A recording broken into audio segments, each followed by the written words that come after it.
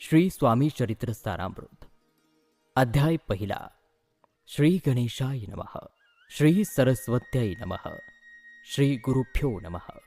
श्री कुलदेवताय नमः.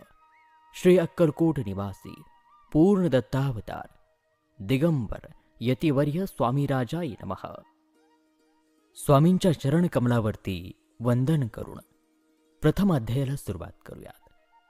श्री सद्गुरू अक्कलकोट स्वामी समर्थांच्या चरित्राच्या सुरुवातीलाच श्री गुरुदेव दत्त, श्री सरस्वती, श्री गजानन आणि श्री कुलदेवता या सर्वांना मनपूर्वक नमस्कार.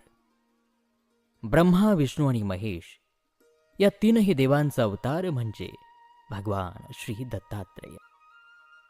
सदैव ज्यांच्या आश्रयाला चारही वेद श्वान होऊन राहिले आहेत, त्या सच्चिदानंदाला ग्रंथ सर्वार्थाने परिपूर्ण होण्याचे वरदान मागतो. ज्याच्या हृदयावर कोटी सूर्यांचे तेज असलेल्या रत्नांच्या माळा आहेत, ज्याच्या बेंबीतून कमळ उत्पन्न झाले आणि त्यात प्रत्यक्ष ब्रह्मदेवांचा जन्म झाला, ज्याचे गुणगान गाता गाता चारही वेद थकले, अशा त्या परम मंगल विष्णूंना माझा नमस्कार. ब्रह्मसूत सरस्वतीला मी दोन्ही हात जोडून नमन करतो. हे माते, ही ग्रंथरचना करण्यासाठी तू मला आशीर्वाद दे. मी अज्ञानी आणि मूढमती आहे. मला या काव्यरचनेचे ज्ञान नाही. तेव्हा हे माते सरस्वती, मला प्रसन्न होऊन आशीर्वाद दे. स्वात्मसुखात तल्लीन झालेल्या साधुवृंदाला, ज्यांना भेदाभेद माहीत नाही, जे सदा आनंदी असतात, त्यांना माझा नमस्कार असो. कविकुल शिरोमणी कवी कालिदास, ज्यांची ग्रंथरचना पाहून विद्वानही माना डोलावतात, त्या श्रीधर स्वामी आणि वामन पंडित यांना नमस्कार.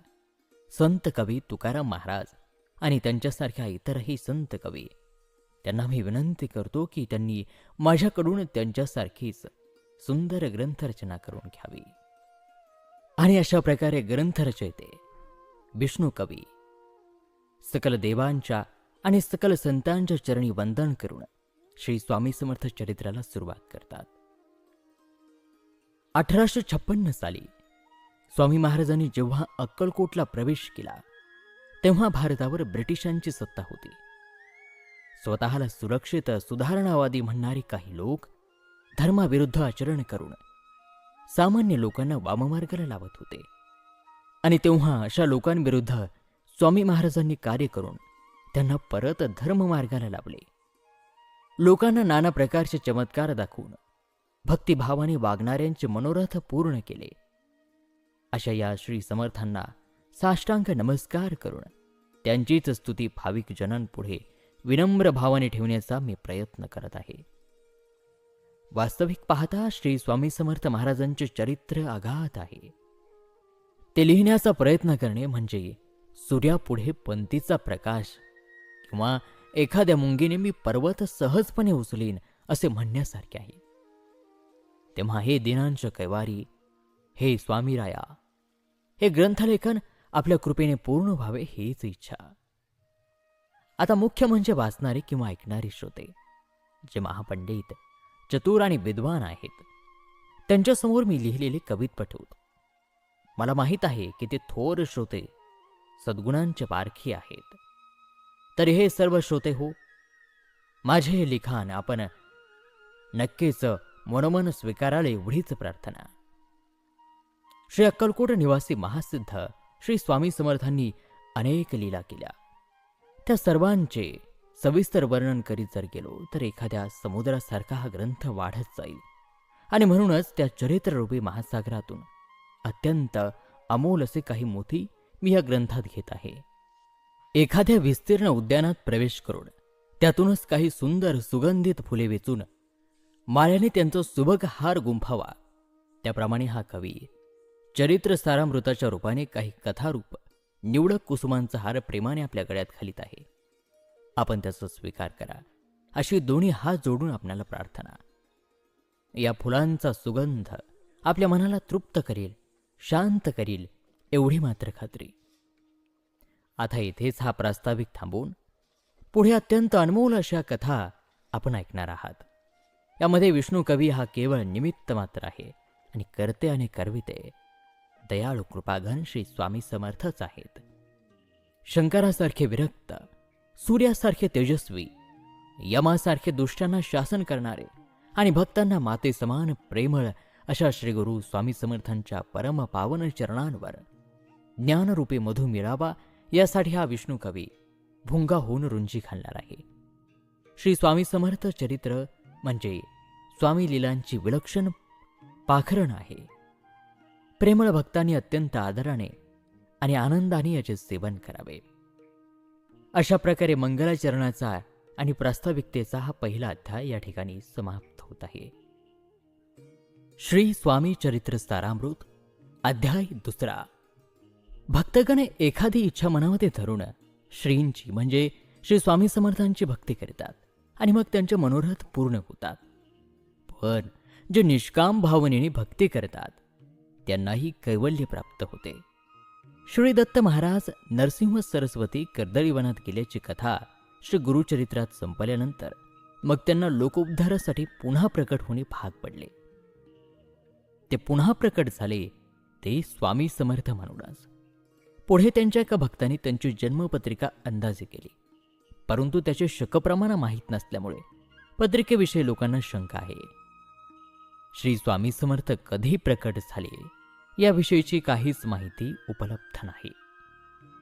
एकदा अक्कलकोट येथे राचप्पा मोदी यांच्या घरी भक्तमंडळी समवेत श्री महाराज बसले असताना कलकत्त्याचा कोणी एक गोरासाहेब स्वामी महाराजांची कीर्ती ऐकून महाराजांना भेटण्यासाठी आला होता. त्यांच्याबरोबर एक पारसी गृहस्थही उभे होते. ते येण्यापूर्वी महाराजांनी मोदींना 3 खुर्च्या आणून ओळीने मांडून ठेवायला सांगितले. ते आल्यानंतर मग आदराने दोघांना 2 खुर्चीवर बसायला सांगितले आणि मग स्वामी स्वतः 3ऱ्या खुर्चीवर बसले. अर्थात श्री स्वामी महाराजांना ते येत असल्याचे अंतर्ज्ञानानेच माहीत झाले होते. महाराजांचे दिव्य तेज पाहून ते प्रभावित झाले. आपण येथे कोठून आलात असं साहेबांनी महाराजांना प्रश्न केला. तेव्हा श्री स्वामींनी त्यांना हास्यमुखाने उत्तर दिले की प्रथम आम्ही कर्दळीवनातून निघालो, ते थेट कलकत्त्याला गेलो. तेथे जाऊन त्यांनी श्री कालिका मातेचे दर्शन घेतले. कलकत्ता शहर पाहून सर्व बंगाल देशही हिंडून बघितला. प्रसिद्ध गंगासागर पाहून तसेच इतरही पर्यटन स्थळे पाहून हरिद्वारला गेलो. केदारेश्वर, हिमालयातील इतर तीर्थस्थळे आणि 1000 नगरे फिरून त्यानंतर गोदावरीच्या काठावरती वास केला. ज्या पवित्र गोदावरीची माहिती पुराणात वर्णन केली आहे तीत नित्यस्नान करून तिच्या तीरावरील नाना तीर्थस्थळी पाहिली. तेथून नंतर हैदराबादला गेलो.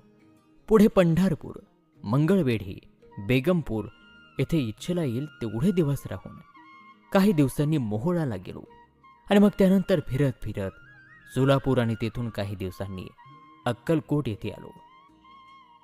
श्री स्वामी महाराजांनी सांगितलेली ही माहिती ऐकून दोघांनाही समाधान झाले आणि महाराजांना वंदन करून ते निघून गेले. मंगळवेढे गावामध्ये श्री स्वामी 12 वर्षांपर्यंत होते, पण कोणत्याही प्रकारच्या प्रसिद्धीच्या मागे नसल्यामुळे त्यांची महती कोणी ओळखलीच नाही. महाराज बहुतेक अरण्यातच राहत असत. क्वचित गावात आले तर कोठेही म्हणजे अगदी गलिच्छ जागेतही बसत. लोक जे काही खायला देतील ते खाऊन मग अरण्यात उठून जात असत. टारगट लोक त्यांना वेड्या बाबा म्हणत. अज्ञानामुळे लोकांना ते परब्रह्म स्वरूप ओळखूच आले नाही. सोलापूरच्या दिगंबर बाबांनाच फक्त त्यांची महती कळाली होती. ते मधून मधून श्री स्वामींच्या दर्शनाला येत असत. स्वामी महाराज त्यांना कमरेवर हात ठेवून दर्शन देत असत. असा हा ग्रंथ स्वामींच्या अद्भुत लीलांनी क्षीरसागरासारखा भरलेला आहे. आणि श्रोते, या ग्रंथाच्या श्रवणाने तुम्ही सुद्धा नक्कीच तृप्त व्हाल. तुमची अरिष्टे, संकटे आपोआप दूर होतील अशी या ग्रंथाची फलश्रुती आहे. आणि मायबाप, या दिव्य कथेबरोबरच श्री स्वामी समर्थ चरित्रातील हा 2रा अध्याय या ठिकाणी समाप्त होत आहे. श्री स्वामी चरित्र सारामृत अध्याय 3. मंगळवेढे या गावी स्वामी महाराज निर्विकारपणे राहत असत. तेथे काही चमत्कारही त्यांनी केले. त्यानंतर एके दिवशी मंगळवेढे हे गाव त्यांनी सोडले आणि ते मोहोळाला आले. तेथे मात्र ते काही फार दिवस राहिलेच नाहीत.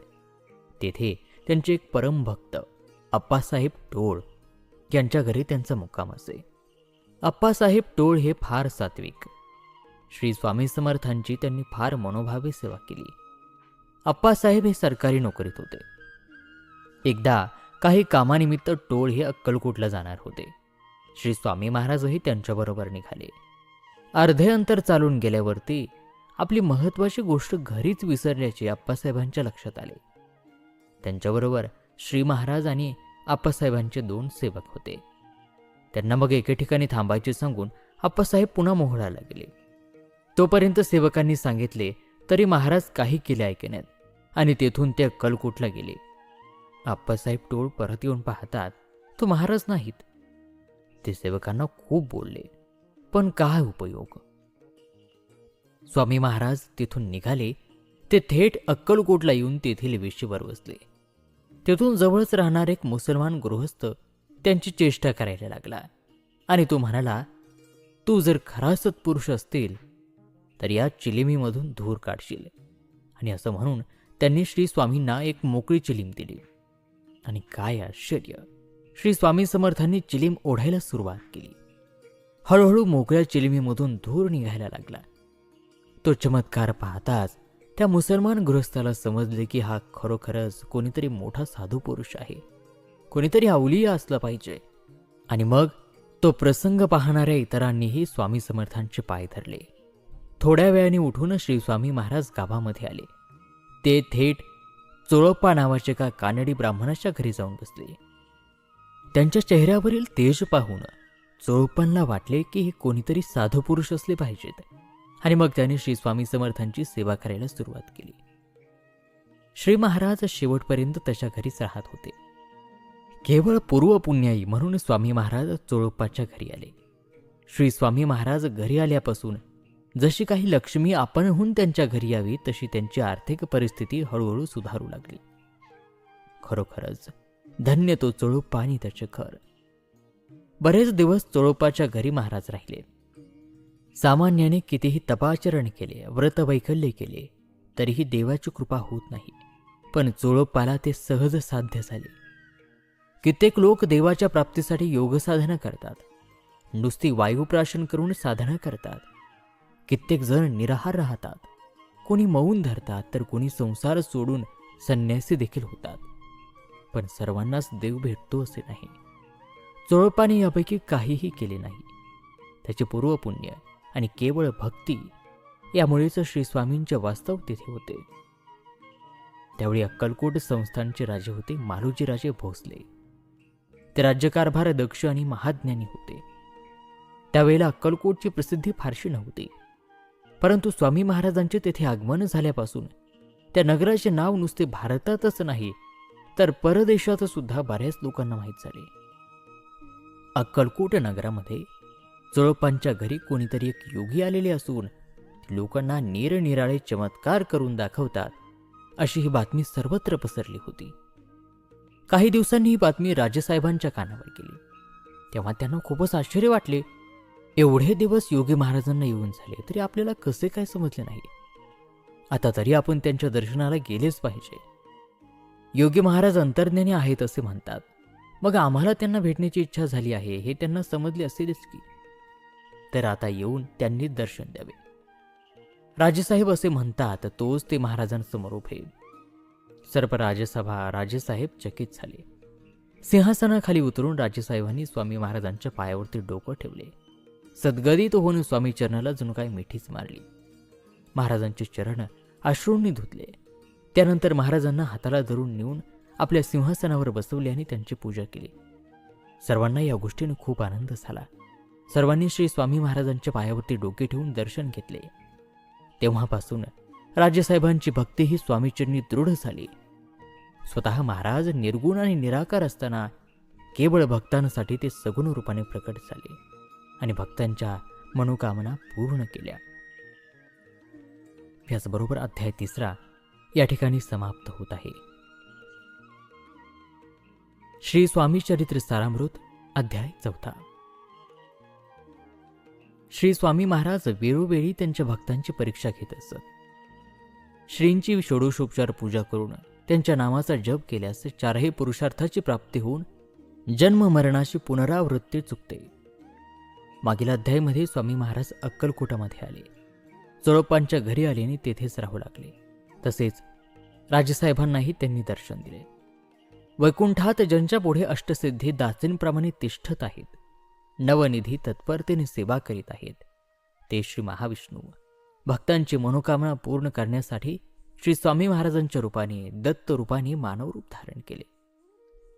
श्री स्वामी समर्थ महाराज चोळप्पांची परीक्षा घेत असत आणि चोळप्पाही महाराजांच्या त्रासाला न कंटाळता कसोटीला उतरत असत. चोळप्पांची पत्नी सुद्धा श्रींची सेवा करत असे.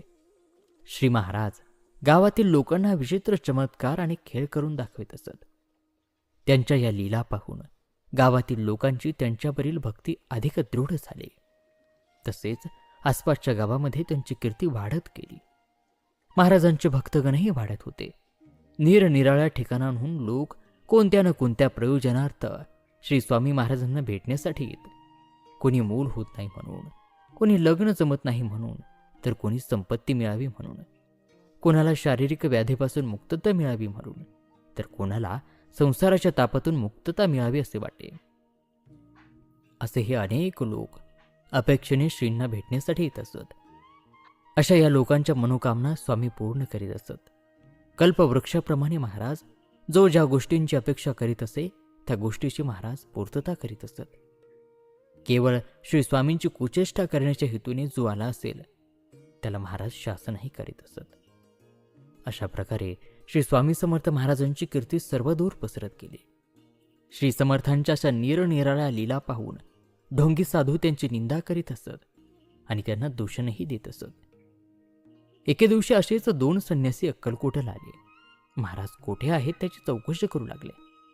लोकांना ते म्हणू लागले की तुम्ही वेडी आहात. अहो, हा स्वामी खराखुरा देव नाही, तो मतलबी ढोंगी साधू आहे.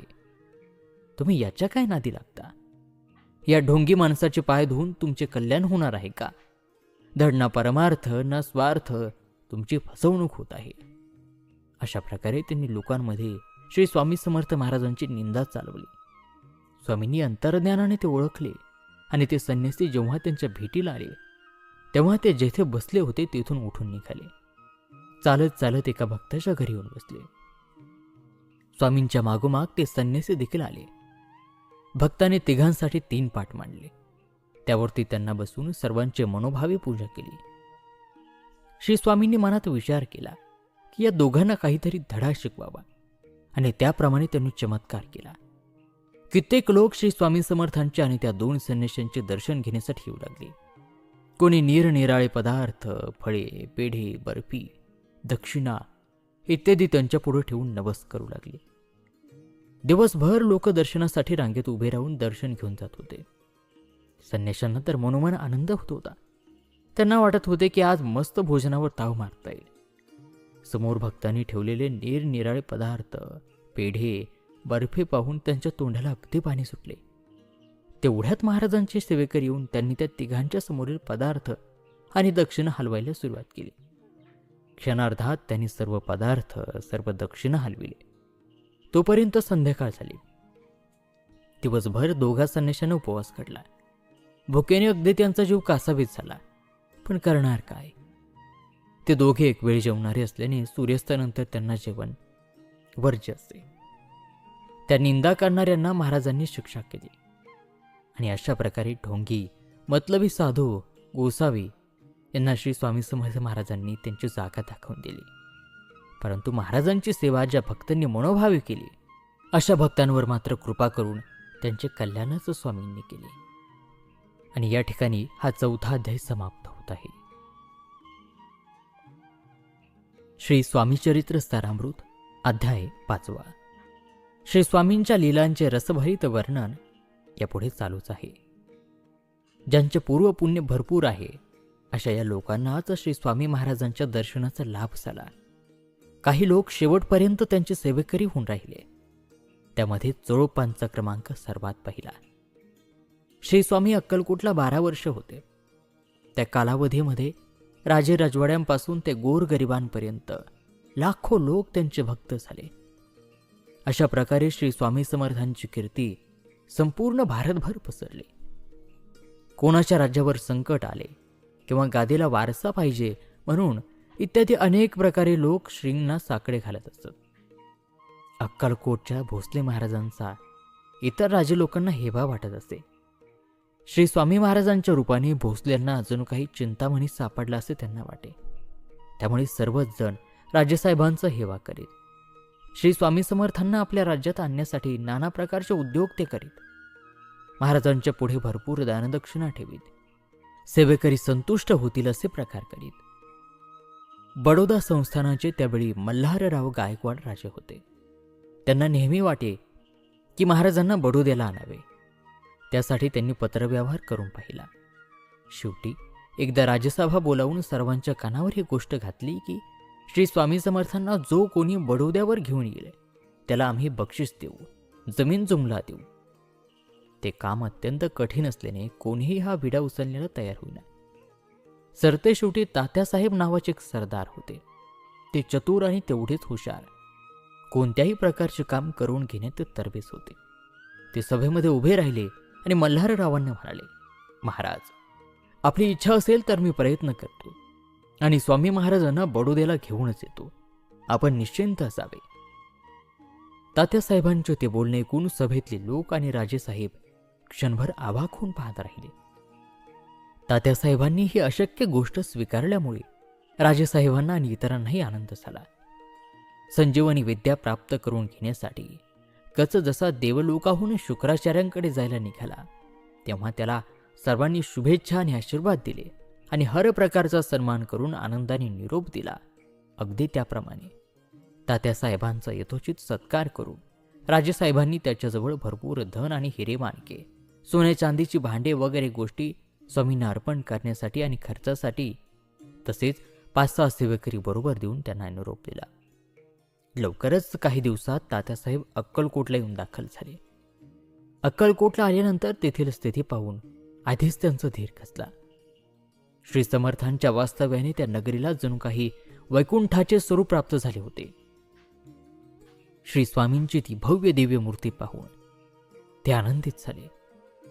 लोकांची त्यांच्याविषयीची भक्ती पाहून त्यांना धन्य वाटले. प्रजेबरोबर राजांची, त्यांच्या परिवाराची भक्ती पाहून आणि चोळप्पा गावातील जवळजवळ सर्वच लोक स्वामीसेवेत मग्न असलेले पाहून तात्यांना प्रश्न पडला की या गावातून स्वामींना नेणे केवळ अशक्य आहे.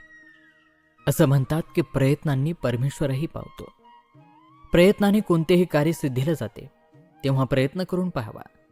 काहीतरी युक्ती लढवावी आणि आपले कार्य साध्य करावे असा विचार करून महाराजांचे सेवेकरी खुश राहतील असे काही ना काही ते करीत. ब्राह्मण भोजन, भरपूर दानधर्म करणे, श्री स्वामींच्या पुढे भरपूर दक्षिणा घालणे, निरनिराळे पदार्थ ठेवणे, फळे ठेवणे, जेणेकरून सेवेकरी संतुष्ट होतील आणि मग ते महाराजांचे मन बडोद्याला येण्याबद्दल वळवतील असे काही त्यांना वाटे. पण श्री स्वामींनी त्यांची दांभिकता ओळखली होते. त्यामुळेच ते त्यांच्या कोणत्याही गोष्टींकडे लक्ष देत नसत. तात्यांनी नाना उपाय केले, पुष्कळ द्रव्य खर्च केले, पण व्यर्थ. काहीही उपयोग झाला नाही. सर्व काही फुकट गेले. त्यामुळे तात्या फारच नाराज झाले. त्यानंतर तात्यांनी युक्तीने काम होते का ते पाहिले. चोळप्पा महाराजांचा मुख्य सेवक होता. त्याला ते एकटे एकांतात गाढून सांगितले, तू जर श्री स्वामी महाराजांचे मन बडोद्याला येण्यासाठी तयार करशील किंवा त्यांना तिकडे घेऊन येशील तर बडोद्याचे राजेसाहेब तुला जहागिरी देतील, भरपूर द्रव्यही देतील. द्रव्येन सर्वे पशः या उक्तीप्रमाणे चोळप्पा ही जबाबदारी घेण्यास तयार झाला. त्याला बऱ्याच दिवसांपासून आपल्याला जहागिरी मिळावी असे वाटत होते. त्यामुळे तात्यांचे काम करायला तो तयार झाला. असंच एकदा महाराज आनंदात असताना चोळप्पाने महाराजांना विनंती केली, महाराज, आपण बडोद्याला चालावे. मी आपणाबरोबर येतो. त्यामुळे राजेसाहेब आनंदी होतील. मलाही भरपूर धन मिळेल. तसे ते आपलाही योग्य प्रकारे सन्मान करतील. चोळप्पाचे म्हणणे ऐकून महाराज म्हणाले, मल्हार राजे मतलबी आणि ढोंगी आहेत. त्यांच्या अंतःकरणात खरी भक्ती नाही. तेव्हा मी बडोद्याला येणारच नाही. त्यामुळे चोळप्पा आणि तात्या दोघेही नाराज झाले. आणि अशा प्रकारे या ठिकाणी 5वा अध्याय समाप्त होत आहे. या कथेचा उर्वरित भाग 6व्या अध्यायामध्ये श्री स्वामी चरित्र सारामृत अध्याय 6. श्री स्वामींच्या कृपा आशीर्वादामुळे मूर्ख लोक पंडित होतात, मतिहीन बुद्धिमान होतात. त्या श्री स्वामी समर्थांना नमस्कार. श्री स्वामी समर्थांचे श्रोते या ग्रंथाचे श्रवण, चिंतन आणि मनन करून ब्रह्मानंदी तल्लीन होतात. मागील अध्यायामध्ये चोळप्पाने श्री स्वामी समर्थांना बडोद्याला चालायला विनंती केली. तेव्हा ते हसून चोळप्पाला म्हणाले, मल्हाररावांना आमच्याविषयी खरी भक्ती नाही. तो दांभिकपणे मिरवण्यासाठी मला तिकडे बोलावतो आहे. त्याच्या मनात अजिबात भक्तिभाव नाही, त्यामुळे आम्ही तिकडे येऊ शकत नाही. आम्हाला इथेच राहणे आवडते. महाराजांची हे म्हणणे ऐकून चोळप्पा अतिशय नाराज झाला. महाराज यायला तयार झाले असते तर खूप पैसे, जहागिरी मिळाली असती. त्यानंतर चोळप्पाने सांगितले, तुमचा हा प्रयत्न फुकट गेला. परत दुसरी काहीतरी युक्ती शोधावी. मग या गोष्टीचा विचार करून तो कामाला लागला. चोळप्पाच्या मदतीने ब्राह्मण जमून अनुष्ठानाला आरंभ केला. तरी सुद्धा श्री स्वामी महाराज आपल्याकडे लक्ष देत नाहीत हे पाहून मात्र त्याचे तोंडच उतरले. आतापर्यंत केलेले सर्वच प्रयत्न फुकट गेल्यामुळे तात्यासाहेब फारच नाराज झाले. दांभिक राजापासून दांभिकतेचे प्रयत्न केल्यावर सद्गुरू स्वामी माऊली कसे प्रसन्न होणार? अहो, हठयोगाचे साधन दांभिकपणे करणाऱ्यांना भक्तीचं मनात लवलेश नसताना त्याला स्वामी महाराज कृपाप्रसाद कसा देतील? एवढे प्रयत्न फुकट गेल्यावर तात्याने एक नवीनच शक्कल लढवले. श्री गुरुचरित्राचे पारायण सुरू केले. मात्र तरी सुद्धा श्री स्वामी समर्थ ज्या वाड्यात तात्या राहायला गेला त्या वाड्यात गेलेच नाहीत. त्यामुळे तात्या फारच खचून गेले. काय उपाय केल्याने स्वामी आपल्याकडे येतील तर काही सुचेना. मल्हारराव महाराजांनी आपल्याला ज्या कामासाठी पाठवले ते आपल्याकडून होईल असे वाटत नाही. आणि आता बडोद्याला जाऊन राजासाहेबांना तोंड तरी कसे दाखवू? त्यांना काय कारण सांगू? आता एकच शेवटचा उपाय म्हणजे स्वामी जर बऱ्या बोलून येत नसतील तर त्यांना पळवूनच न्यावे. आणि असा विचार करून त्याप्रमाणे त्याने एक युक्ती योजली. पण त्या वेड्याला काय माहिती की अंतरज्ञानाने श्री स्वामी महाराजांना त्याच्या मनातली गोष्ट लगेच समजली. अहो, त्या मतिमंदाला सर्वेश्वर महाराजांची महती काय कळणार? त्याने आपल्या कपटी योजनेने श्री महाराजांना पळवून नेण्याचे ठरवले. एके दिवशी योग्य वेळ साधून तात्याने सेवेकऱ्यांकरवी श्री महाराजांना मेण्यात बसविले आणि मेणा कपडगाव या रेल्वे स्टेशनला न्यायला सांगितला. अर्धे अंतर चालून गेल्यावर श्री स्वामींना अंतरज्ञानाने आपल्याला कोठे नेत आहेत ते समजले. ते लगेच खाली उतरले, परत अक्कलकोटला आले. असे मात्र 4-5 वेळेस घडले. त्यामुळे हाही उपाय वाया गेला. पुढे महाराज राजवाड्यात जाऊन राहिल्याने तेथे तात्यांचे काहीच चालेना. पुष्कळ द्रव्य खर्च केले पण सर्व प्रयत्न फुकट गेले. अपयश येऊन तात्या बडोद्याला परत आले. श्री स्वामींची कृपा सद्भक्तीपासून कसे होणार? तात्यासाहेब अपयश घेऊन परत आले तरी मल्हाररावांनी मात्र श्री स्वामींना बडोद्याला आणण्याचा आपला हेका काही सोडलाच नाही. पुन्हा त्यांनी आपल्या सरदारांना आवाहन केले. यावेळी यशवंतराव नावाचा नेहमी मल्हाररावांच्या पुढे पुढे करणारा सरदार म्हणजे यशवंतराव हे काम करायला तयार झाला. तेव्हा मल्हाररावांनी यशवंतरावांजवळ स्वामी महाराजांना अर्पण करण्यासाठी सोन्याचे ताट भरून अलंकार, धन, रत्ने, मानके, भरजरी वस्त्र देऊन अक्कलकोटला पाठवले. ते सर्व यशवंतरावांनी अक्कलकोटला आल्यावर महाराजांचे दर्शन घेऊन त्यांच्या पुढे ठेवले. स्वामी महाराजांना अत्यंत राग आला आणि यशवंतरावांकडे क्रोधी मुद्रेने पाहून ते जोरात ओरडले, अरे लवकरच मोठी बेडी आणा आणि याच्या हातापायाला ठोका, असे 3दा मोठ्याने बोलले. महाराजांचा रुद्र अवतार पाहून यशवंतरावांची भीतीने घाबरगुंडी उडाली.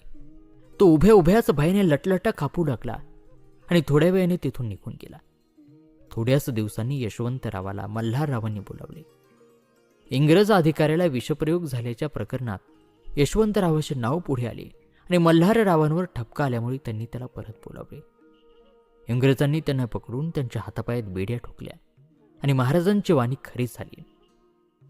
अशा प्रकारे श्री स्वामी महाराजांची ख्याती सर्वत्र पसरत गेली. तेव्हा ज्यांच्यावर श्री समर्थांची अवकृपा होईल त्याला त्रास हा होणारच आणि ज्याच्यावरती कृपा होणार त्याला सर्वानंद प्राप्त होणार. आणि अशा प्रकारे हा 6वा अध्याय या ठिकाणी समाप्त होत आहे. श्री स्वामी चरित्र सारामृत अध्याय 7. श्री स्वामी समर्थ लोकांचे रक्षण करते आणि दुःख हरते होते. त्या काळामध्ये अक्कलकोटचे राजे मालोजी भोसले. त्यांची श्रींच्या चरणी अत्यंत भक्ती होती. स्वतः ते स्वामींची रोज पूजा करीत आणि स्वामींना परब्रह्माच्या ठिकाणी मानत. त्यांना वेदांत तत्वज्ञान फार आवडत असे. त्यासाठी त्यांनी हेरळीकर आणि इतर 2 शास्त्र्यांना वेदांताचा अर्थ सांगण्यासाठी जवळ ठेवले होते. ते दररोज राजांना ती चर्चा ऐकवीत असत. त्यावेळी मुंबईला विष्णुबुवा ब्रह्मचारी नावाचे एक थोर विद्वान पंडित होते. त्यांची कीर्ती सर्वत्र पसरली होते. ते ब्रह्मचारी बुवा वेदांताचा मराठीमधून अर्थ समजावून देत असत. कीर्तन करीत वेदांताबद्दल ज्यांना काही शंका होत्या त्यांचे त्यांनी निरसन केले. वादविवादामध्ये शहाण्यांना आणि पंडितांनाही त्यांनी जिंकले. ख्रिस्ती धर्म उपदेशकांना हिंदू धर्म इतर सर्व धर्मांपेक्षा कसा श्रेष्ठ आहे हे पटवून दिले होते. वाईट मार्गाने जाणाऱ्या कित्येकांना त्यांनी सन्मार्ग दाखवला. अशा त्या विष्णुबुवा ब्रह्मचारींना अक्कलकोटला आणावे असे मालोजीराजांना खूप वाटू लागले आणि त्याप्रमाणे त्यांनी प्रयत्न करायला सुरुवात केली. खूप खाटाटोप केल्यानंतर अखेर त्यांच्या प्रयत्नांना यश येऊन ब्रह्मचारी बुवांना अक्कलकोटला आणले. राजेसाहेबांना वेदांताची आणि धर्मग्रंथांची फार आवड आणि बुवा त्यात पारंगत म्हटल्यावर काय, राजांची तृप्ती होईपर्यंत बुवांनी त्यांना एकेका ग्रंथाची सोप्या भाषेत ओळख करून दिली. अशा प्रकारे रात्रंदिवस राजदरबारी वेदांतावरील प्रवचन होत असत. बुवा आपल्या मधुर वाणीने श्रोत्यांना अगदी तृप्त करून सोडत. ज्ञानेश्वरी, अमृतानुभव इत्यादी प्राकृत आणि कित्येक संस्कृत ग्रंथावरही त्यांनी भाष्य केले. राजा आणि प्रजा दोघेही बुवांच्या कीर्तन प्रवचनाने संतोष पावले. तसेच बुवांचाही योग्य प्रकारे सन्मान सत्कार राजांनी आणि लोकांनी केला. रोजच राजदरबारामध्ये कीर्तन प्रवचने होते.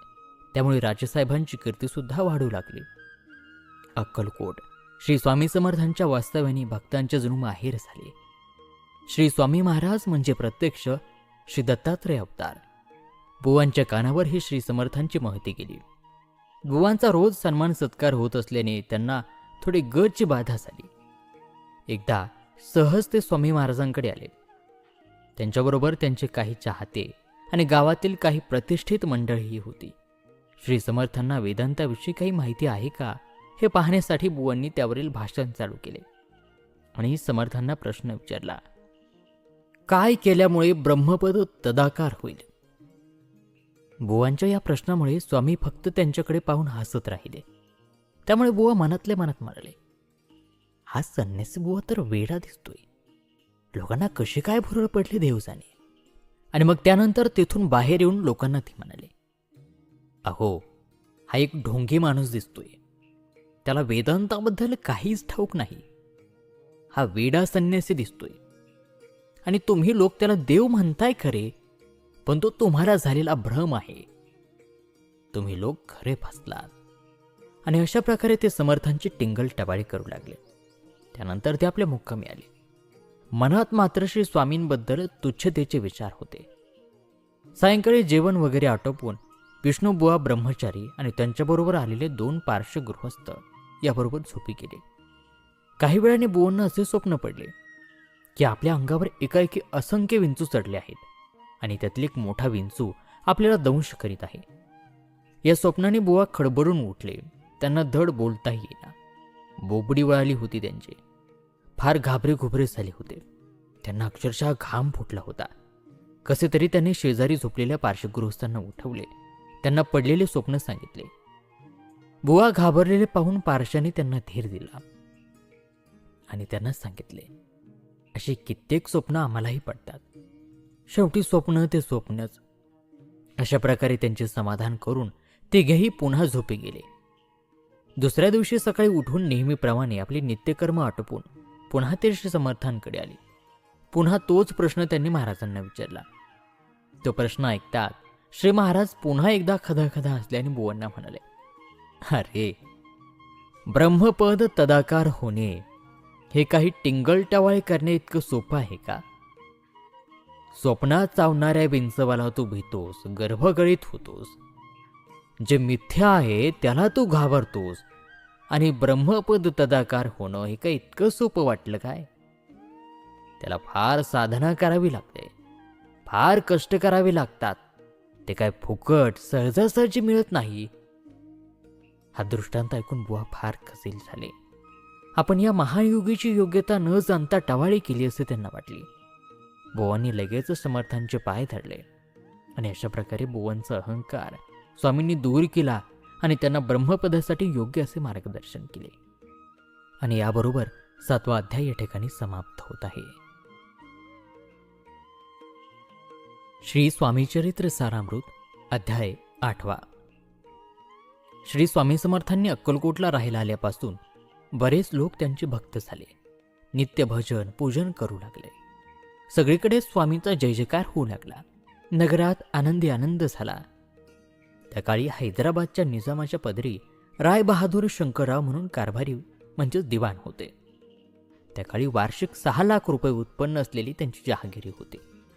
त्यामुळे सर्व सुख त्यांच्यासमोर हात जोडून उभी असत. संतती संपत्ती काहीच कमी नव्हते. पण कर्माची गती गहन असते. पूर्वकर्मानुसार आणि विधिलिखितानुसार सर्व काही घडत असते. पूर्वकर्मानुबंधाप्रमाणे शंकररावांना एका ब्रह्मसंबंधाने गाठले. संबंध बाधा झाली. बाधा दूर व्हावी म्हणून भरपूर उपाय केले, व्रते अनुष्ठाने केली, दानधर्म केला, पण बाधा काही दूर होईना. त्यामुळे दिवसेंदिवस त्यांची प्रकृती खराब व्हायला लागली. शरीर सुकून गेले. अन्न पाणी गोड लागेना. कशातच मन रमेना. कोणतेही भोगविलास नकोसे झाले. रात्रंदिवस झोप नाही. आता आपले कसे होणार या काळजीनेच ते खंगत चालले. उत्तम आरोग्य राहावे म्हणून ब्राह्मणांना मोठ्या दक्षिणा दिल्या. त्यांच्याकडून तीळ तर्पणादी विधी करविले. खूप दानधर्म केला, परंतु काहीच उपयोग झाला नाही.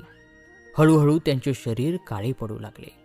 संसाराचा या भवसागराचा त्यांना अगदी कंटाळा आला. नको नको झाले. विधिलिखिताप्रमाणे माणसाला भोग भोगावेच लागतात. शंकरराव नेहमी विचार करीत असत, आपणाला यातून कोण सोडवेल? या व्याधीतून कोण मुक्त करेल? कोणातरी देवाची कृपा झाल्याशिवाय हे केवळ अशक्य. मी कुणाला बरं शरण जावे? विचार करता करता त्यांच्या लक्षात आले की भीमा तीरावरील प्रसिद्ध क्षेत्र गाणगापूर हे दत्तांचे सिद्धस्थान. तेथे जाऊन दत्तसेवा करावी असं मनात येताच ते ताबडतोब गाणगापूरला आले. स्वतः श्री गुरुचरित्र पारायणाने अनुष्ठान बसवले. अशी सलग 3 महिने सेवा केल्यानंतर एका रात्री त्यांना स्वप्नात श्री दत्तांनी दृष्टांत दिला की तू अक्कलकोटला जा. तेथे श्री स्वामी समर्थ महाराज आहेत. त्यांची तू सेवा कर. त्या यतिराजांची तू मनोभावे पूजा कर. त्यांच्या आशीर्वादानेच तुझी व्याधी बरी होईल. परंतु शंकररावांनी श्री स्वामी समर्थांविषयी यापूर्वी काही ऐकलेले नव्हते. त्यामुळे त्यांनी दृष्टांतावर विश्वास न ठेवता गाणगापुरालाच राहून दत्तसेवा करायचे ठरवले. पुन्हा अनुष्ठानाला सुरुवात केली. पुन्हा त्यांना तोच दृष्टांत झाला आणि अक्कलकोटला जायला सांगितले. वारंवार तोच दृष्टांत होत आहे हे पाहून मनाशी विचार करून ते लगेच अक्कलकोटला सपत्नीक निघाले. तेथे पोहोचल्यानंतर जिकडे पाहता ते तिकडे स्वामीनामाचा गजर होतो आहे. कोठे त्यांच्या चरित्रांचे कीर्तन होत आहे.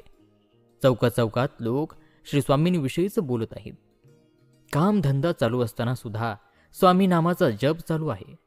कोणी पूजाद्रव्य घेऊन लगबगीने श्री समर्थांच्या पूजेस्तव निघाला आहे. या सर्व गोष्टी पाहून शंकरराव अगदी भारावून गेले.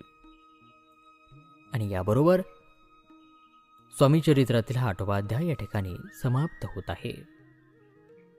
श्री स्वामीचरित्र सारामृत अध्याय 9. श्री शंकरराव अक्कलकोटाला आले. तेथे सर्वत्र आनंदी आनंद पाहून ते भारावून गेले. घराघरातून स्वामींची कीर्तने होत होती. 4ही दिशेला त्यांची कीर्ती पसरली होती. त्यामुळे भक्तगणांची रेख लागलेली असे. व्यापारी, वाणी, ब्राह्मण, अधिकारी, सरदार, संन्याशी, साधू मंडळी, शूद्र जातीचे लोक, मुसलमान, पारशी, ख्रिस्ती इत्यादी सर्व धर्माचे लोक स्वामींच्या दर्शनाला येत असत. नेहमी यात्रेसारखे गर्दी असे. नगरीत सर्वत्र आनंदी आनंद असे. परब्रह्म स्वरूप साक्षात वैकुंठ नगरीसारखी भासू लागली. अशा त्या अक्कलकोट नगरामध्ये शंकरराव येऊन पोहोचले. आपण योग्य ठिकाणी येऊन पोचलो आहोत असे वाटून ते आनंदी आणि समाधानी झाले. तेथील स्वामी भक्तांची यात्रा आणि गर्दी पाहून त्यांना असे वाटले की आपली स्वामी महाराजांची भेट कशी व्हायची. या चिंतेनेच ते व्याकुळ झाले. त्यांनी एक युक्ती लढवली. श्री स्वामींचे जे सेवेकरी होते त्यात सुंदराबाई नावाची एक बाई मुख्य होती. महाराजांचं सर्व कारभार ती पाहत असे. तिला बाजूला घेऊन आपण का आणि कशासाठी आलो आहोत हे त्यांनी सांगितले. श्री स्वामींची भेट घडवून देण्याची आणि त्यांना आपले गाऱ्हाणे सांगण्याची विनंती केली. त्या बदल्यात सुंदराबाईंनी शंकररावांना 2,000 रुपये द्या असं सांगितले. शंकरराव श्रीमंत गृहस्थ, त्यामुळे ते म्हणाले, 2 काय 10,000 रुपये मी देईन, पण माझी ही व्याधी बरी झाली पाहिजे. सुंदराबाई द्रव्यलोभी असल्यामुळे ती या गोष्टीला लगेच तयार झाली आणि ती म्हणाली की आपण हातात पाणी घेऊन इथे आलात, आता इथे संकल्प सोडा. त्याप्रमाणे शंकररावांनी 10,000 रुपये देण्याचा संकल्प सोडला. एके दिवशी श्री स्वामी समर्थ आनंद चित्ताने बसले असताना सुंदराबाईने शंकररावाचे गाऱ्हाणे स्वामींपुढे मांडले. हे हैदराबादाच्या राजाचे दिवाण आहेत, परंतु यांना ब्रह्मसंबंधाची बाधा झाल्यामुळे त्यांची फारच वाईट स्थिती आहे, तरी आपण त्यांची व्याधी बरी करावी. हे सर्व ऐकून घेतल्यावर श्री महाराज तेथून ताबडतोब उठले आणि गावाबाहेर जाणाऱ्या रस्त्याने तरातरा निघाले. वाटेत शेखनूरचा एक दर्गा होता. जवळच यवनांची दफनभूमी होती. तेथे ते आले. बरोबर इतर सेवेकरी आणि स्वतः शंकररावही होते. स्मशानात आल्यावर एका नुकत्याच खणलेल्या ठिकाणी आपली छाती टाकून ते झोपले. ते पाहून सेवेकरी शंकररावांना म्हणाले की स्वामींनी असे करून तुमची व्याधी दूर केली आहे, तेव्हा तुम्हाला आता मरणाची भीती नाही असे समजा. काही वेळाने महाराज तिथून उठले आणि शेखनूरच्या दर्ग्याला वळसा घालून पुढे मठाकडे परत निघाले. त्या दिवशी शंकररावांनी शेखनूरच्या दर्ग्याला एक भरजरी कफनी अर्पण केली, फकीरांना अन्नदान केले. त्यानंतर काही दिवसांनी श्री स्वामी महाराजांनी शंकररावांना औषध घ्यायला सांगितले. कडुलिंबाची पाने 10 मिरे वाटून त्याची गोळी करून खा, म्हणजे तुला बरे वाटेल आणि ब्रह्मसंबंध तुला सोडून जाईल. एखाद्या वैद्य किंवा डॉक्टराप्रमाणे श्री स्वामींनी औषध सांगितले. शंकररावांनीही समर्थांच्या चरणी शुद्धभाव ठेवून ते औषध घेतले. 10 दिवसांनंतर शंकररावांच्या प्रकृतीत फरक पडला. त्यांना बरे वाटायला लागले.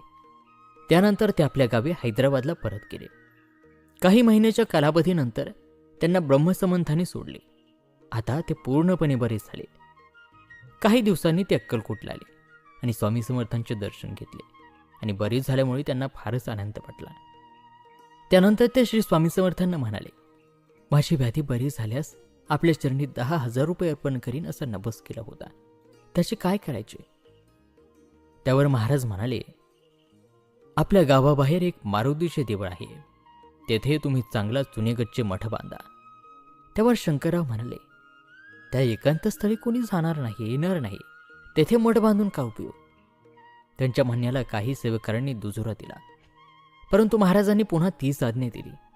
तेव्हा श्री भुजंग आणि इतर सेवेकऱ्यांनी शंकररावांना ते मारुतीचे देऊळ समक्ष नेऊन दाखविले. त्यानंतर शंकररावांनी तिथे सुंदर मठ बांधून दिला आणि अशा प्रकारे शंकररावांची कीर्ती अजरामर झाली. ते रोगमुक्तही झाले. श्री स्वामी चरित्र अगाध आहे. ते इतके अथांग की समुद्राचा ठाव लागणे जसे कठीण, तसाच गंगेच्या पाण्याचाही. परंतु 2च घोट गंगेचे प्राशन केलेले पाणी जन्मोजन्मीचे पापे दूर करते. तेव्हा हे भक्तगण हो, आपण भक्तिभावाने आणि आदराने हे स्वामी चरित्र सारामृत श्रवण करा. त्याने आपले सर्व दोष दूर होऊन आपण सुखाने उर्वरित आयुष्य जगाल. आणि अशा प्रकारे स्वामी चरित्रातील हा 9वा अध्याय या ठिकाणी समाप्त होत आहे. श्री स्वामी चरित्र सारामृत अध्याय 10वा. श्री स्वामी समर्थ त्यांच्या सर्व भाविकांवर कृपा करून त्यांचे कल्याण करीत होते. अक्कलकोटमध्ये त्यांच्या कीर्ती सर्वदूर पसरली होती. त्यांच्या भक्तगणामध्ये वाढ होऊ लागली होती. कर्नाटकामध्ये हावेरी नावाच्या गावामध्ये श्री बाळप्पा नावाचे एक यजुर्वेदी ब्राह्मण सावकार होते. संपत्ती आणि संततीचे दोन्ही बाबतीत ते सुखी आणि आनंदी होते. एक प्रतिष्ठित सावकार म्हणून ते प्रसिद्ध होते. सर्व सुखे अनुकूल असूनही अध्यात्माकडे त्यांचा जास्त कल होता. वयाचे 30 ओलांडल्यानंतर त्यांचा कल जास्तच झाला होता. वयाची तिशी ओलांडल्यानंतर त्यांना आपल्याला गुरूंचा अनुग्रह व्हावा असे वाटू लागले. संसाराचा कंटाळा येऊ लागला. सद्गुरू भेटीचा काळ जवळ आल्यामुळे बहुतेक गोष्टीत त्यांना रस वाटेनासा झाला. हा संसार, हे भोग मिथ्या आहे. परलोकी पत्नी, मुले, पैसा यांचा काय उपयोग? इहलोकी म्हणजे इथे आपण जे काही पापपुण्य करू त्याप्रमाणे परलोकी त्याचे फळ मिळणार. दुष्कर्माने दुःख भोगावे लागते. काही चांगले कर्म केले तरच सुख मिळते. याप्रमाणे बाळप्पाच्या मनामध्ये विचार येत असत. त्यामुळे त्यांचे मन सैरभैर होत असे. व्यवहारी जगामध्ये त्यांना सुख वाटेनासे झाले. नेहमी त्यांच्या मनामध्ये आपणाला कोण योग्य सद्गुरू भेटतील असा विचार वारंवार येत असे. त्यामुळे संसारात सारे सुख उपलब्ध असूनही त्यांना शांतता नव्हती. काही दिवसांनी त्यांना लागोपाठ 3 दिवस एकच स्वप्न पडले. पंचपक्वानांनी भरलेले सोन्याचे ताट आपल्यापुढे येत आहे आणि असे पाहून त्यांनी ठरवले की आता सद्गुरू भेटीची आणि शोधाची संधी आलेली आहे. त्यामुळे त्यांचे उद्विग्न मन उल्हासित झाले. त्यांनी घर सोडून जाण्याचा निर्णय घेतला. सांसारिक मायापाश विवेकाच्या दुधारी शस्त्राने तोडण्याचे ठरविले. सोलापुराला वसुलीच्या कामासाठी जात आहे असं सांगून सद्गुरूंच्या शोधार्थ निघाले आणि घरादाराचा त्याग केला. जवळच असलेल्या मुरगोड या गावीत आले. चिदंबर दीक्षित म्हणून एक ईश्वरी अवतार तिथे होऊन गेले होते. त्यामुळे मुरगोड हे तसे प्रसिद्ध गाव. दीक्षित साक्षात शंकरांचे अवतार असे म्हणतात. त्यांनी लहानपणापासूनच निरनिराळे चमत्कार लोकांना दाखविले. त्यांचा महिमा फार मोठा आहे. तो संपूर्ण या ग्रंथात वर्णन करणे अशक्यच आहे. स्वामींच्या या चरित्रात त्यांचा विषय निघालाच आहे, म्हणून त्यांची कथा थोडक्यात. ज्याप्रमाणे आपण जाताना एखादं तीर्थक्षेत्र लागलं तर क्षणभर थांबून दर्शन घेतो आणि विसावा घेऊन पुढे निघतो, त्याप्रमाणेच स्वामी चरित्ररूपी महायात्रेला आपण निघालो आहोत आणि मार्गात चिदंबराचे पुण्यस्थान लागले, म्हणून तेथे थोडे थांबू. त्यांच्या चरित्राचे दर्शन घेऊन पुढे मार्गक्रमण करू. मुरगोड नावाच्या गावी मल्हार दीक्षित नावाचे वेदशास्त्रात पारंगत असलेले एक ब्राह्मण राहत होते. ते मोठे शिवभक्त, धर्मकर्म करणारे, विद्यादान करून विद्यार्थ्यांना शिकवीत आणि सर्वांपासून अलिप्त राहून संसार करीत. परंतु त्यांना संतती मात्र नव्हती. त्यामुळे ते नेहमी उदासीन असत. पुत्रप्राप्तीसाठी त्यांनी 12 वर्ष श्री शंकरांचे अनुष्ठान केले. तेव्हा साक्षात शंकर सदाशिव त्यांना प्रसन्न झाले आणि म्हणाले, काही उदास होऊ नकोस. मी तुझ्यावर प्रसन्न झालो आहे. तुझ्या भक्तीने संतुष्ट झालोय. मीच आता तुझा पुत्र होईल. तेव्हा तू आता निश्चिंत राहा. श्री शंकरांच्या वराने ते अतिशय आनंदी झाले. लगोलग त्यांनी हे वर्तमान आपल्या पत्नीला सांगितले. ते ऐकून तेही फार संतुष्ट झाले. काही दिवसांनी ती गर्भवती झाली. साक्षात भगवान शंकर तिच्या उदरी वाढू लागले. त्यामुळे या उभयतांचे मन प्रफुल्लित झाले. पहा काय परमेश्वरी लीला आहे. अहो, केवळ ज्याच्या इच्छेने हे जग चालते, ह्या अनंत कोटी ब्रह्मांडाचा करविता करता तो प्रत्यक्ष त्रिपुरारी आपल्या भक्तांच्या इच्छेसाठी गर्भवास भोगतोय. कालांतराने 9 महिने पूर्ण होताच दीक्षितांची पत्नी प्रसूत होऊन तिला पुत्ररत्नाचा लाभ झाला. यथोचित सर्व जातक विधी करून दीक्षितांनी आपल्या त्या अवतारी मुलाचे नाव चिदंबर असे ठेवले. शुक्ल पक्षातील चंद्र जसा कलाकलाने वाढत जातो त्याप्रमाणे ते बाळ हळूहळू मोठे होऊ लागले. तो प्रत्यक्ष शंकराचाच अवतार. बाळपणापासून त्याने आपल्या लीलांना प्रारंभ केला. ते पाहून आईवडिलांना बाळाचे मोठे कौतुक वाटे. 7 वर्ष पूर्ण होताच त्याची मुंज केली. तसेच त्याला वेदविद्येचे शिक्षण दिले. निरनिराळी संस्कृत काव्य आणि इतर काही संस्कृत ग्रंथ त्याला शिकवले. एकदा चिदंबराला एका यजमानाने गजलक्ष्मीची पूजा करण्याकरता बोलावले. मातीचा हत्ती करून त्याच्या पूजेसाठी प्राणप्रतिष्ठा करायची होते. पूर्वपूजा आटोपल्यानंतर चिदंबराने मातीच्या हत्तीची प्राणप्रतिष्ठा करायला सुरुवात केली. प्राणप्रतिष्ठा मंत्र म्हणताच तो मातीचा हत्ती सजीव झाला आणि चालू लागला. हे अघटित आश्चर्य पाहून सर्वजण चकित झाले. चिदंबर ईश्वरी अवतार असल्याबद्दल खरोखरी लोकांची खात्री पटली. अशा कित्येक लीला आणि चमत्कार त्यांनी केले. पुढे मोठेपणी एकदा त्यांनी यज्ञ केला. त्यामध्ये आसपासच्या कित्येक ब्राह्मणांना त्यांनी बोलावले. त्यात त्यांनी बराच दानधर्मही केला. भरपूर द्रव्य खर्च केले. त्या समारंभामध्ये ब्राह्मणांची पंगत बसली आणि भोजनाच्या मध्यंतरी तूप संपले. तेव्हा दीक्षितांनी आपला अमृत हस्त तेथील पाणी भरून ठेवलेल्या रांजणांना लावताच ते सर्व रांजण तुपाचे झाले. पाण्याऐवजी तूप निर्माण झाले. तो चमत्कार पाहून सगळ्यांनी तोंडामध्ये बोटं घातली. त्या काळात पुणे शहरात रघुनाथरावांचे चिरंजीव शेवटचे बाजीराव पेशवे होते. त्यांनी आपल्याच कित्येक सरदारांची वतने हडप केली होती. जनतेला फार त्रास दिला होता, ज्यामुळे कोणत्याही संकटकाळी कोणीही त्यांच्या बाजूने उभे राहत नसे. ते अन्यायाने राज्यकारभार करीत होते. त्यांना मुरगोडच्या या दीक्षितांबद्दल समजले. तेव्हा त्यांनी दीक्षितांना निरोप पाठवला, आम्ही आपल्या दर्शनाला येत आहोत. आम्हाला या संकटातून सोडवण्यासाठी काहीतरी करा. दीक्षितांनी त्यांना लगेच प्रतिनिरोप दिला. आपल्या वागण्यामुळे आपल्यावर श्रीशंकर आधीच नाराज झालेले आहेत. आपल्यावर ते कोपलेले आहेत. तेव्हा आम्ही आपणासाठी काहीच करू शकत नाही. आपले हे राजवैभव नष्ट होऊन आपणावर लवकरच हरिहरी करत बसण्याची वेळ येणार आहे. आणि ते लवकरच खरे झाले. पेशवाई इंग्रजांनी काबीज केली आणि जन्मभर मध्य प्रदेशात ब्रह्मावर्त येथे त्यांना नजरकैदेत ठेवले. हे आपले सर्वांना माहिती आहेच. एकदा अक्कलकोट येथे श्री स्वामी समर्थांसमोर दीक्षितांचा विषय निघाला आणि ते म्हणाले, आम्ही दीक्षितांना ओळखतो. या यज्ञ समारंभाच्या वेळेला तूप वाढण्याची कामगिरी आमच्याकडेच होती. असे हे त्रिभुवनी गमन करणारे श्री स्वामी समर्थ, ज्यांची लीला अगाध आहे, ते दीक्षितांच्या घरी असतील यात नवल ते काय. असे ते महासिद्ध दीक्षित शंकरावतार होते. त्यांचे थोडक्यात चरित्र आपण इथे पाहिले. अशा या पुण्यस्थानी मुरगोड गावी बाळप्पा येऊन पोहोचले. तेथे आल्यानंतर त्यांना समजले की जवळच अक्कलकोट येथे श्री स्वामी समर्थ नावाचे यती आहेत. ते भक्तांचे मनोरथ पूर्ण करतात, त्यांची संकटे दूर करतात. ते सर्व ऐकून बाळप्पा अक्कलकोटी यायला निघाले. त्यांची रसाळ हकीकत पुढील अध्यायात आपण पाहणार आहोत. तेव्हा श्रोते हो, तुम्ही ती एकाग्रचित्ताने श्रवण करा. आणि अशा प्रकारे श्री स्वामी चरित्रातील हा 10वा अध्याय या ठिकाणी समाप्त होत आहे. श्री स्वामी चरित्र सारामृत अध्याय 11. मागच्या अध्यायामध्ये बाळप्पा मुरगोड गावी आले. तेथे ते 3 दिवस 3 रात्र राहिले. तेथे त्यांना समजले की जवळच अक्कलकोट येथे साक्षात श्री दत्त महाराज श्री स्वामी रूपाने वास्तव्य करून आहेत. तेव्हा आपण आपल्या मनोरथ सिद्धीसाठी अक्कलकोटला जावे. बाळप्पाला मुरगोडच्या काही ब्राह्मणांनी सल्ला दिला. भीमा नदीच्या तीरावरील गाणगापूरला श्री दत्तांचे तीर्थस्थान आहे.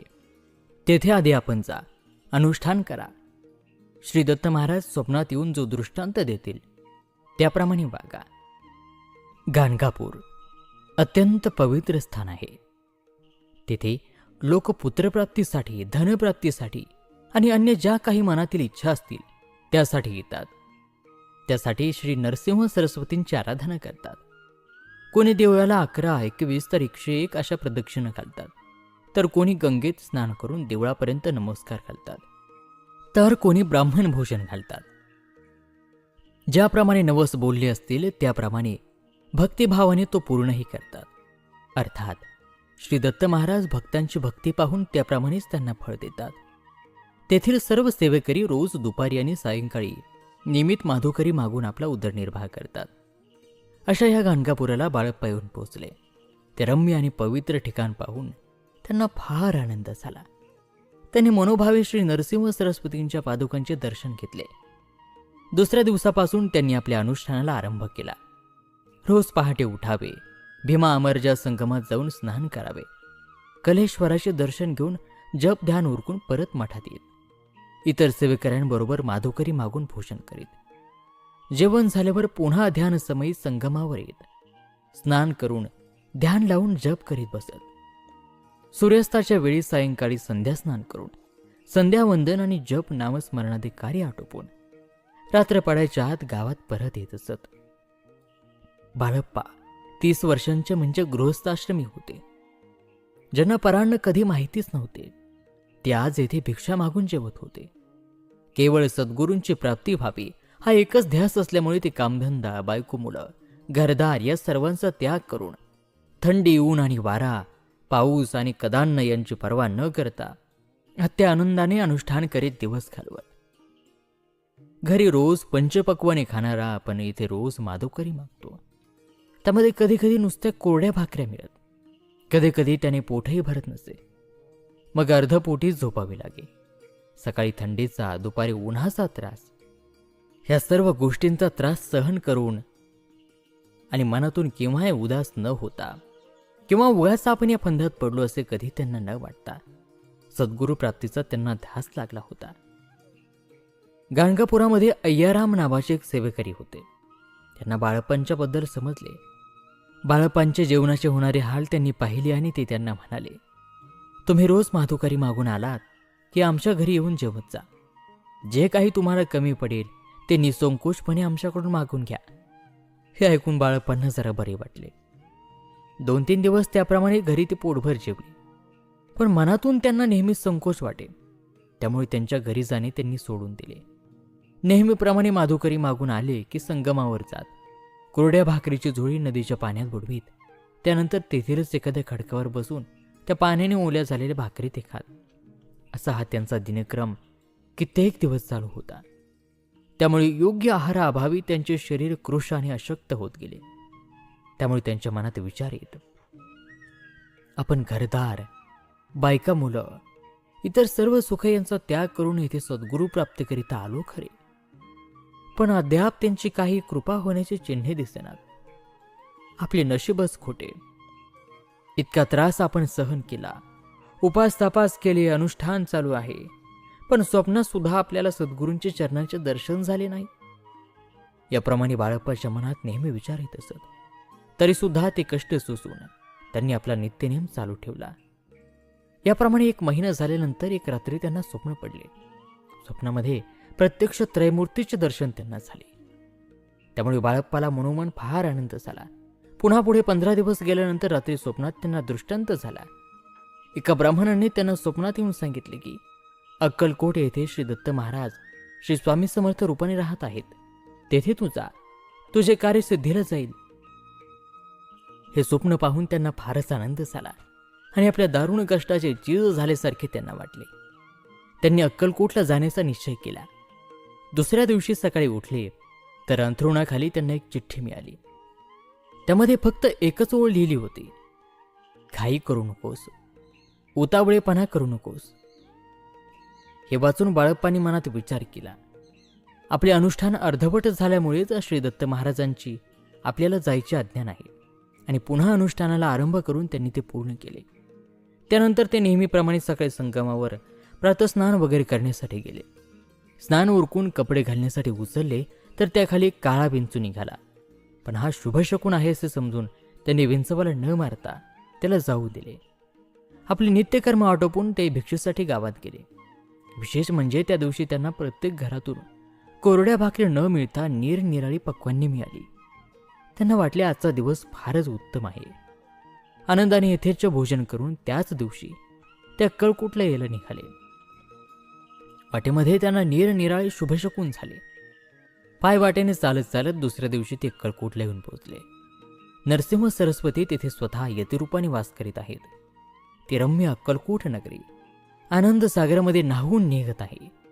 सर्व लोक सुखी आणि आनंदी दिसत आहेत. प्रत्येक जण कोणतेही काम करताना स्वामी नामाचा गजर करीत आहे. कोणी स्वामींची स्तुती गाणी म्हणून करीत आहे.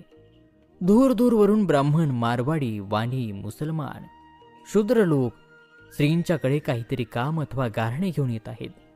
राजलोक, विद्वान, पंडित, भिक्षुकी करणारे, नाथपंथी, रामदासी, संन्यासी, फकीर अशा प्रकारचे नाना लोक कुठून कुठून त्यांच्या दर्शनाला येत असतात. अक्कलकोट येथे घरोघरी असे लोक उतरत असतात. श्री स्वामी समर्थांच्या नामघोषाने ती नगरी अक्षरशः गजबजलेली असते. कोणी कीर्तन करून तर कोणी नाचून गाऊन श्री स्वामींचा महिमा वर्णन करत आहेत. अशा त्या तीर्थक्षेत्राचा महिमा मी काय वर्णन करावा. तर अशी ही आनंद नगरी पाहून बाळप्पा फार खुश झाले. पूर्व पुण्याईनेच आपल्याला योग्य जागा सापडली आणि आपल्या जन्माचे सार्थक येथेच होईल असे त्यांना वाटले. बाळप्पा श्री स्वामी महाराजांचा सेवेकरी होऊन स्वहस्ते त्यांची पूजा अर्चा करतील. या प्रसंगाचे वर्णन आपण पाहणार आहोत पुढील 12व्या अध्यायामध्ये. आणि मायबाप या ठिकाणी 11वा अध्याय समाप्त होत आहे. श्री स्वामी चरित्र सारामृत अध्याय 12वा. श्री गुरु दत्तात्रेयांनी कर्दळी वनामध्ये गुप्त झाल्यानंतर आपल्या भक्तांसाठी पुन्हा श्री स्वामींच्या रूपाने अक्कलकोटामध्ये अवतार धारण केला. मागच्या अध्यायामध्ये बाळप्पा अक्कलकोटला आले. ते पुण्यनगरी पाहिल्यानंतर त्यांचा आनंद गगनात मावेना. बाळप्पा ज्या दिवशी आले त्या दिवशी श्री स्वामींची स्वारी खास बागेत बसली होती. एकदम यात्रेची गर्दी झाली. ते पाहून बाळप्पांना वाटले की आता एवढ्या गर्दीत आपणाला स्वामींचे दर्शन कसे होणार. पण मनाशी त्यांनी निश्चय केला की श्री स्वामींचे दर्शन घेतल्याशिवाय आज जेवण घ्यायचे नाही. दर्शनाची उत्कट इच्छा झाली होती. हातात खडीसाखर घेऊन ते त्या दर्शनाच्या गर्दीत घुसून पुढे जात राहिले. श्री महाराजांच्या जवळ आल्यावर ती अजानुबाहू आनंदी अशी मूर्ती पाहून पुढे त्यांच्या चरणावर त्यांनी धाव घेतली. श्री समर्थांचे चरण घट्ट धरून ठेवले. त्यांच्या पायावर डोके ठेवून समाधी लागल्यासारखे सर्व काही स्वतःलाही विसरून कितीतरी वेळ त्याच स्थितीमध्ये ते राहिले. त्यांना परमानंद झाला. आनंद अतिशयाने त्यांचे अंतःकरण भरून आले. गंगा सागराला मिळते त्या ठिकाणी जसे तरंग उडतात, पण ते पाण्याला सोडून कुठेही जात नाही. किंवा गंगेचे एकदा सागराशी मिलन झाले की गंगा स्वतःचे अस्तित्व विसरून जाते. त्याप्रमाणे बाळप्पांनी श्री स्वामींचे पाय घट्ट धरून ठेवले. मधाच्या आशेने कमळाच्या फुलात शिरलेला भोंगा जसा त्याचे मधाचे प्राशन झाल्याशिवाय त्या कमळ फुलाला सोडत नाही, त्याप्रमाणे ते स्वामींचरणी दृढ झाले. काही वेळाने एकदम भानावर येऊन त्यांनी श्री स्वामींच्या पायांची मिठी सोडली. सद्गुरू प्राप्तीच्या ब्रह्म आनंदाने तोंडाने श्री स्वामींचे निरनिराळी स्तोत्र म्हणायला सुरुवात केली. तेव्हा स्वामी समर्थ जमिनीवर पडलेले होते. त्यांनी जमिनीवर उठून एक विचित्र प्रकार केला. बागेत त्यांच्या जवळपास जी झाडं होती त्यांना ते आलिंगन देत सुटले. बाळप्पा ज्या प्रकारे त्यांच्यापर्यंत पोहोचला ते त्यांनी अंतरज्ञानाने जाणून त्यांना बाळप्पाबद्दल जे प्रेम वाटते ते त्यांनी अशा प्रकारे व्यक्त केले. त्याच्याही मनी आणि चित्ती श्री स्वामींची मूर्ती ठसली होती.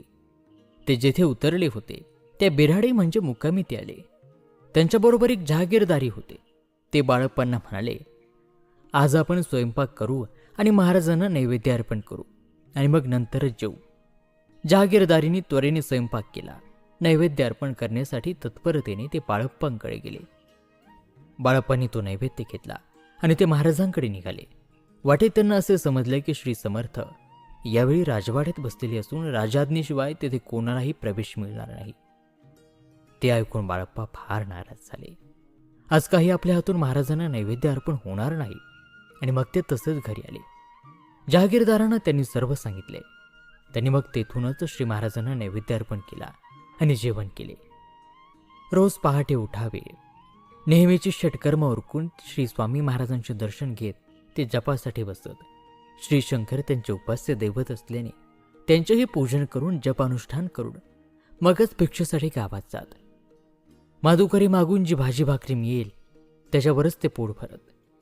सायंकाळी पुन्हा स्वामींचे दर्शन घ्यावे आणि जपानुष्ठान करावे. अशा प्रकारे त्यांचा अक्कलकोटला नित्यक्रम चालू होता. चोळप्पांसारखेच इतरही बरेच सेवेकरी महाराजांच्या जवळ असत. त्यात सुंदराबाई नावाची एक विधवाबाई होती. ती ह्या सर्व सेवेकऱ्यांची मुख्य होती. महाराज सर्व सेवा तिच्या हातानेच घेत असत. बाळप्पाला नेहमी वाटत असे की आपण महाराजांचे सेवेकरी व्हावे. बाळप्पांचे नियमित येणे जाणे, जपानुष्ठान आणि भक्ती पाहून सुंदराबाईने त्यांनाही सेवा करायला सांगितले. त्यामुळे बाळप्पांना स्वहस्ते श्री स्वामींची पूजा करता येऊ लागली. त्यामुळे त्यांचा आनंद गगनात मावेना. त्यांना जन्माचे सार्थक झाल्यासारखे वाटले.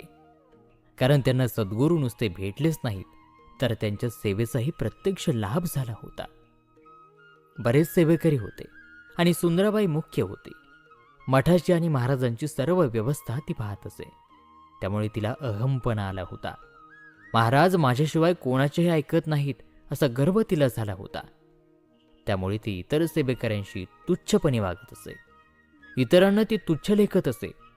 त्यामुळे इतर लोकांवर दर्शन घेण्याचा त्रास आणि विलंब होऊ लागला. हे सर्व पाहून बाळप्पांना फार वाईट वाटले. त्यांनी समजुतीने सर्वांना आणि सुंदराबाईलाही 4 शब्द सांगून भांडण कायमचे मिटवले. सर्वांना मनोभावाने आणि एकचित्ताने श्री स्वामींची सेवा करायला सांगितले. सेवेत कुणा सेवेकराने टंगळमंगळ केली तर त्याच्या बदली स्वतः बाळप्पा ती सेवा पूर्ण करीत असत. श्री समर्थ पूजेच्या वेळी कुठेही असोत, बाळप्पा सर्व सिद्धता तयारी ठेवीत असे. श्री समर्थांच्या मनात आले तर गापाबाहेरील अरण्यातही जाऊन राहत. तेथेही बाळप्पा नियमित पूजा आणि आरती करीत असत. बाळप्पांची दृढ भक्ती पाहून स्वामींनाही आनंद होत असे. असे होता होता काही दिवसांनी बाळप्पा आजारी पडले. काहीतरी रोग झाला. रात्रंदिवस त्यांचे पोट दुखू लागले. त्यानंतर बेंबीतून रक्त वाहू लागले. त्यामुळे त्यांना फारच वेदना होऊ लागल्या. दुःखातिशयाने ते विव्हळत असत. असा हा दुःख भोग भोगीत असताना एके दिवशी त्यांच्या बेंबीतून एक कागदाची पुडी बाहेर आली. ती उघडून पाहिली तर त्यात विष होते. पूर्वी कोणी एका हितशत्रूने त्यांना करंजीतून कृतज्ञपणे मारण्यासाठी विष दिले होते. केवळ श्री सद्गुरूंचा अनुग्रह व्हायचा होता म्हणूनच ते विष आजपर्यंत पोटात गुप्त राहिले. श्री समर्थांची सेवा त्यांच्या हस्ते होण्याचा योग असल्यामुळेच हे घडले. तसे विधिलिखितच होते. त्यानंतर ते पूर्ण बरे झाले. आजपर्यंत बरेच दिवस श्री स्वामींची सेवा चाकरी बाळप्पा जरी करीत होते तरी पूर्णपणे समर्पित असे त्यांचे अंतःकरण झालेच नव्हते. प्रत्येक सोमवारी ते अगोदर महादेवाची शंकरांची पूजा करून मगच स्वामी सेवेसाठी येत असत. हे इतर सेवेकऱ्यांप्रमाणेच सुंदराबाईच्याही लक्षात आले. तिने एक दिवस महाराजांच्या कानावर ही गोष्ट घातली. त्यांना शंकरांची पूजा वर्ज करा असं सांगायला सांगितले. स्वामींनी सुद्धा बाळप्पाला ताबडतोब तसे करायला सांगितले. श्री स्वामी समर्थांनी बाईच्या आग्रहामुळे तशी आपणाला आज्ञा केली असे बाळप्पाला वाटले. स्वामींनी तसे विनोदाने म्हटले असेल तर त्याला वाटले शंकरांची पूजा करणे योग्य की अयोग्य आपण चिठ्ठ्या टाकून पाहावे. असं ठरवून तसं करून त्याने पाहिले. 2 चिठ्ठ्या लिहून टाकल्या आणि मग त्यातील एक चिठ्ठी उचलून पाहिली तर पूजा करू नये असं त्या चिठ्ठीत लिहिले होते. त्यामुळे त्याचे समाधान झाले. स्वामींची हीच आज्ञा आहे असं त्यांना वाटले. स्वतःच्या मनाची खात्री होण्यासाठीच बाळप्पांनी चिठ्ठ्यांचा मार्ग अवलंबिला होता. ते नेमके त्यावेळेला श्रीपाद भट नावाच्या ब्राह्मणांनी जो चोळप्पांचा जावई होता त्याने पाहिले. त्या संबंधी त्याने बाळप्पाला विचारलेही होते. श्री स्वामींच्या पुढे काही भक्तगण काही ना काही ठेवत, कोणी पैसे ठेवत, कोणी धान्य चीजवस्तू. सुंदराबाई ते झटकन उचलून घेत असे. त्यामुळे चोळप्पांची द्रव्य प्राप्ती आणि इतरही आवक कमी झाली. त्यांना वाटायचे की बाळप्पा आल्यापासून आपली द्रव्यप्राप्ती कमी झाली. मग बाळप्पा आणि त्यांचा जावई श्रीपाद भट यांनी मनात विचार केला की काहीतरी युक्ती करून बाळप्पाला इथून दूर केले पाहिजे. म्हणजे एकटी सुंदराबाई काही करू शकणार नाही. त्यांची आवक आपोआपच वाढेल. एक दिवस बाळप्पाला एकटे गाठून श्रीपाद भट म्हणाले, आपण आपली बायको, मुलं, घरदार, पैसा अडका सर्व काही सोडून इथे आलात आणि निरीच्छ बुद्धीनं सर्व काही करता. पण आपण महाराजांजवळ बसायला लागल्यापासून त्यांच्या पुढे जे काही येतं ते सुंदराबाई उचलून येते. त्यामुळं आमचे आर्थिक नुकसान होत आहे. हे ऐकून बाळप्पांना फार वाईट वाटले. मनातून ते फारच नाराज झाले. कारण बाळप्पा त्यांच्याकडेच राहत होता, जेवत होता. बाळप्पाला वाटले, अरे रे, ज्यांचे अन्न आपण खातो त्यांचेच आपण नुकसान करीत आहोत. काय हे आपले चिने. ते श्रीपाद भटाला म्हणाले की जर श्री स्वामी महाराज मला आज्ञा देत असतील तर आता सुद्धा मी इथून जायला तयार आहे. तुम्ही अशी काही युक्ती लढवा की स्वामी महाराज मला आज्ञा देतील. एकदा श्री स्वामी समर्थ महाराज आनंदी वृत्तीने बसले असताना श्रीपाद भटाने त्यांना विचारले, स्वामी, बाळप्पा कुलदेवतेचे दर्शन करण्यासाठी त्याच्या गावाला जायचे म्हणतोय, तर त्याला आज्ञा आहे का? तेव्हा महाराज हसून म्हणाले, अरे भट्टा, बाळप्पा रोजच कुलदेवतेचे दर्शन इथेच करीत असतो. त्याला इतरत्र जाण्याची गरज ती काय? हे ऐकून श्रीपाद भट निरुत्तरच झाला. आता बाळप्पाला घालवण्यासाठी काय युक्ती करावी या विचारात तो असतानाच त्याला बाळप्पाने केलेल्या चिठ्ठ्यांची करामत आठवली. त्याने त्याला त्याबद्दल विचारले. तेव्हा आपण चिठ्ठ्यातूनच मनाने कौल लावला असे त्याने सांगितले. मग हे ऐकून कपट युक्तीने बाळप्पाला फसविण्याचे ठरवून चिठ्ठ्या टाकून आपण आज्ञा घ्यावी असे त्याने सुचविले. दोघांनी 2 चिठ्ठ्या लिहून टाकल्या. कपटाने भटजीने ज्या 2 चिठ्ठ्या टाकल्या होत्या ते दोन्ही चिठ्ठीत त्वरित निघावे असे लिहिलेले होते. त्यामुळे तीच चिठ्ठी त्याने उचलली आणि उलगडून वाचली तर काय आश्चर्य. त्यामध्ये येथे राहून सेवा चाकरी करावी असे लिहिले होते. अर्थात श्री स्वामींच्या कृपेने ते त्या चिठ्ठीतील मजकूर बदलला होता. हा चमत्कार पाहून श्रीपाद भट मनातून फारच नाराज झाला. चोळप्पाने तो पुरता समजून चुकला की महाराजांची पूर्ण कृपा बाळप्पावर असल्यामुळे त्याला इथून घालवणे केवळ अशक्य आहे. अरे, आपल्या प्रिय शिष्याला गुरु विनाकारण कधीतरी दूर करेल काय? बाळप्पांची भक्ती श्री स्वामींच्या चरणी एवढी दृढ झाली होती की ते दयाघन, कनवाळू, कृपाळू यती महाराज विनाकारण दूर कसे लोटतील? जे भक्तांसाठी केवळ कल्पवृक्ष म्हणून अवतरले आहेत, त्यांना तन मन धनाने शरण गेलेल्यांना त्यांचे आशीर्वाद लाभणारच. तेव्हा भक्तगण हो, तुम्ही सुद्धा स्वामींना पूर्णपणे शरण जा, त्यांची भक्ती करा, म्हणजे तुमचेही मनोरथ पूर्ण होतील. आणि याबरोबरच हा 12वा अध्याय या ठिकाणी समाप्त होत आहे. श्री स्वामी चरित्र सारामृत अध्याय 13वा. श्री स्वामींची पूर्ण कृपा बाळप्पावर झाली आहे हे लक्षात आल्यावर चोळप्पा मनामध्ये निराश झाला. बाळप्पा कानामागून येऊन तिकट झाला असे त्याला वाटले. तिकडे काहीही हो, बाळप्पाची सेवा मात्र नित्य ठरल्याप्रमाणे एकनिष्ठपणे चालू होते. सर्वांना मठातच प्रसाद मिळे, तसेच स्वयंपाकही आळीपाळीने स्वतःहून ते करीत. पण बाळप्पाला स्वयंपाक करायला मात्र लाज वाटत असे. एकेकाळी तो सावकार असल्याने असली कामं त्याने कधीही केलेली नव्हती. श्री स्वामी महाराजांच्या हे ध्यानात आल्यावर एक दिवस ते बाळप्पाला उपरोधाने म्हणाले, निर्लज्ज माणसास गुरुचाच वरदहस्त असल्यावर त्याला कोण काय बोलणार? बाळप्पाला स्वामी महाराज आपणाला असे का म्हणाले ते कळले, आणि तेव्हापासून बाळप्पा स्वयंपाकासहित इतर कामे न लाजत आनंदाने करू लागला. अशा प्रकारे बाळप्पाला सर्व प्रकारे आत्मशुद्धी करायला लावले. पहा, आपल्या शिष्याची सर्वतोपरी काळजी घेणारे श्री समर्थ हेच ह्या कलियुगातील देव होत. सर्व सेवेकऱ्यांमध्ये मुख्य म्हणून जी सुंदराबाई होती, ती सेवेकऱ्यांना नाना प्रकारे त्रास देत असे. मठाच्या कामात किंवा स्वामींच्या सेवेत काही चूक झाली तर त्या सेवेकऱ्याला ती अपशब्द बोलून पार पाय उतारा म्हणजे त्याचा अपमान करीत असे. पण सेवेकऱ्यांमध्ये बाळप्पा मात्र तिचा विश्वासू माणूस होता. त्याला कधीही ती त्रास देत नसे.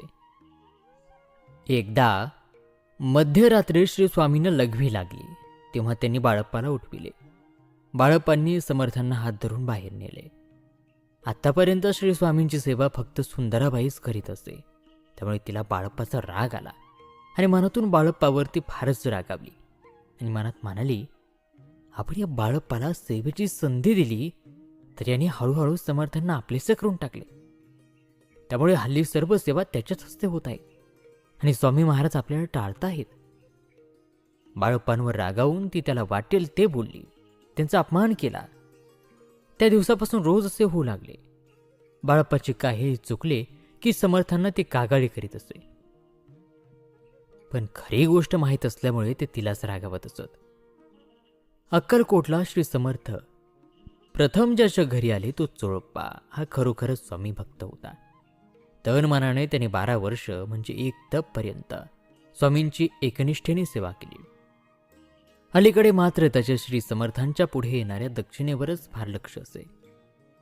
जास्तीत जास्त पैसा आपल्याला कसा मिळेल हेच तो पाहत असे. एकदा दिवाळीच्या सणाच्या वेळी राजवाड्यात श्री स्वामी महाराज आनंद वृत्तीने बसले होते. राणीसाहेबांनी स्वतः त्यांची पूजा अर्चा केली. श्री स्वामींना कोणीतरी चंद्रहार अर्पण केलेला होता हे राणीला माहिती होते. तेव्हा दिवाळीच्या निमित्ताने तो श्री स्वामींच्या गळ्यात घालावा असे राणीच्या मनात आले. तेथे मुख्य सेवेकरी म्हणून आणि राणीची विशेष मर्जी म्हणून सुंदराबाईही राजवाड्यात होते. राणीने चंद्रहाराविषयी सुंदराबाईला विचारले. ती म्हणाली, चंद्रहार चोळप्पा जवळ आहे. राणीने लगेच शिपाई चोळप्पाकडे पाठवला. शिपाईने राणीचा निरोप सांगितला.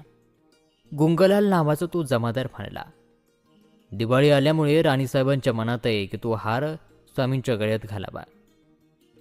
चोळप्पा त्याला म्हणाला, हार माझ्याजवळ नाहीये, तो बाळप्पाकडे आहे. तुम्ही तो त्याच्याकडूनच मागून घ्या.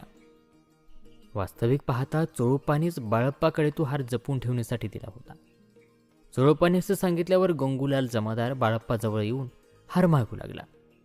बाळप्पाने त्याला खरे काय ते सांगितले. बाळप्पा म्हणाला, हार चोळप्पाने माझ्याकडे ठेवायला दिलेला आहे आणि त्यावर त्याची मालकी आहे.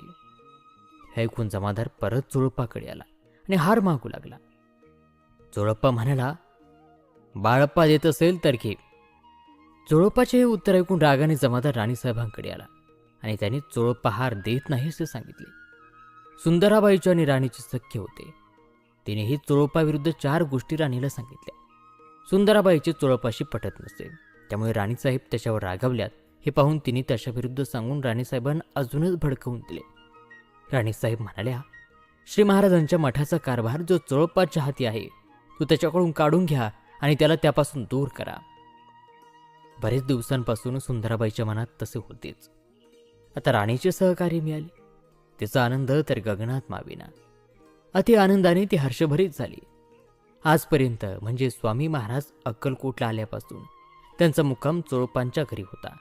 त्यामुळे त्यांची पूजा अर्चा इत्यादी सर्व व्यवस्था तोच पाहत असे. तसेच जी काही आर्थिक प्राप्ती होईल ती सर्व त्याच्याजवळच असे. श्री समर्थांच्या कृपेने त्याला बऱ्यापैकी धनलाभ होत असे. तसंच चोळप्पा श्री स्वामींची सेवा अनन्य भावाने करीत असे. जसा बाळप्पा तसा चोळप्पाही स्वामींना प्रिय. पण अलीकडे त्याला पैशाचा फार लोभ झाला होता. एकदा बरीच मंडळी श्री स्वामींभोवती जमली होती. तेव्हा एक नवल घडले. तेथे एक कापड पडले होते. ते महाराजांनी उचलले. त्याची झोळी प्रत्येक भक्तांपुढे केली. तेव्हा कोणी 1, कोणी 2, कोणी 5 रुपये असे लोकांनी त्या झोळीत टाकले. जे जे लोक दर्शनाला आले होते त्या प्रत्येकाने काही ना काही भिक्षा स्वतः महाराजांना घातली. जवळजवळ 100 रुपयांच्या पुढे पैसे जमले. ते झोळी तशीच चोळप्पाला देऊन म्हणाले, चोळप्पा, आजपर्यंत मी तुझ्याकडे राहिलो, तेव्हा तुझे जे काही ऋण माझ्यावर आहे ते आता फिटले आहे असे समज. तेव्हा हे पैसे घे आणि निवांतपणे राहा. पण स्वामींचे हे निर्वाणीचे बोलणे झोळीतील पैशांमुळे त्याच्या लक्षातच आले नाही. पैशांमुळेच आपण श्रीचरणांपासून दूर जात आहोत हे त्याला वाटलेच नाही. या गोष्टीला 2 महिने झाल्यानंतर राणीच्या आज्ञेने महाराजांजवळ 2 शिपाई येऊन बसले. चोळप्पा जेथे नेहमी बसत असे तेथून त्याला उठवले. स्वामींच्या पुढे ज्या काही वस्तू अथवा पैसा अडका ते सर्व शिपाई उचलून घेत. जर चोळप्पाने ते उचलले तर त्याच्याकडे जबरदस्तीने काढून घेत. हे सर्वच पाहून चोळप्पाला फार दुःख झाले. मनाने तो खचला. अशा प्रकारे चोळप्पा स्वामींच्या पासून दूर गेला. हे पाहून सुंदराबाईला आनंद झाला. आता तिचे लक्ष बाळप्पावर गेले. बाळप्पा आपले नित्य श्री स्वामींची सेवा चाकरी कोणतीही अपेक्षा न करता करीत असे. असेच काही दिवस गेल्यानंतर बाळप्पालाही दूर करावे असे तिला वाटू लागले आणि त्याप्रमाणे त्याला त्रास द्यायला तिने सुरुवात केली. एक दिवस बाळप्पावर ती खूप चिडली आणि वाटेल काही ते बोलली. ते ऐकून बाळप्पाला आज्ञेत राहून स्वामींची सेवा करण्यापेक्षा इथं न राहिलेलं बरं. रोज तिचे अर्वाच्य बोलणं ऐकणं नको. आपण आपल्या दुसरीकडं अथवा आपल्या घरी जाऊन कोठेही जाऊन मनोभावे स्वामींची सेवा करू असा विचार करून रात्री आपल्या बिराडावर तो गेला. बाळप्पा मनातून फारच उद्विग्न झाले होते. दुसऱ्या दिवशी सकाळी अक्कलकोट सोडून जाण्यासाठी श्री समर्थांची आज्ञा घ्यावी म्हणून त्यांच्याजवळ ते गेले. पण ते येण्यापूर्वीच स्वामींना अंतरज्ञानाने समजले होते की बाळप्पा जाण्यासाठी आपली आज्ञा घ्यायला येत आहे. तेव्हा बाळप्पा येताच समर्थांचे दर्शन घेताच एका सेवेकऱ्याने समर्थांच्या सांगण्यावरून त्याला आसन दाखवले. ते पाहून तो मनातून समजला की स्वामींची अक्कलकोट सोडून जाण्याची आज्ञा आपल्याला मिळणार नाही. त्यांच्या मनामध्ये विचार आला की आता आपण आसन कुठे मांडावे. त्याच रात्री त्याला स्वप्नात दृष्टांत झाला. गावाबाहेरील मारुतीच्या मंदिराजवळ हैदराबादच्या शंकररावांनी मठ बांधला होता. तेथे जाऊन नंतर बाळप्पांनी आपले आसन मांडले. श्री स्वामी समर्थ या षडाक्षरी मंत्राचा तो तेथे बसून जप करीत होता. रोज एक वेळ समर्थांच्या दर्शनाला येत होता. जो जप करी तो लिहून ठेवी. अशा रीतीने बाळप्पा आणि चोळप्पा यांना दूर केल्यानंतर सुंदराबाई गर्वाने बोलून गेली. आता आपणच सर्वे सर्व आहोत या थाटात ती वावरू लागली. कोणाच्याही म्हणणे ती ऐकत नसे. हा सर्व प्रकार समर्थ पाहत होते. त्यांनी विचार केला की सुंदराबाईचे फारच अपराध झाले आहेत. आता मात्र तिला तिची जागा दाखवणं भाग आहे. श्री स्वामींनी त्याप्रमाणे चमत्कार करायला सुरुवात केली. जे कोणी श्रीमंत भक्त दर्शनासाठी येत त्यांच्याकडून सुंदराबाई द्रव्य उकळत असे. धनधान्य, चीजवस्तू लोकांकडून महाराजांच्या दर्शनाच्या बदल्यात घेत असे.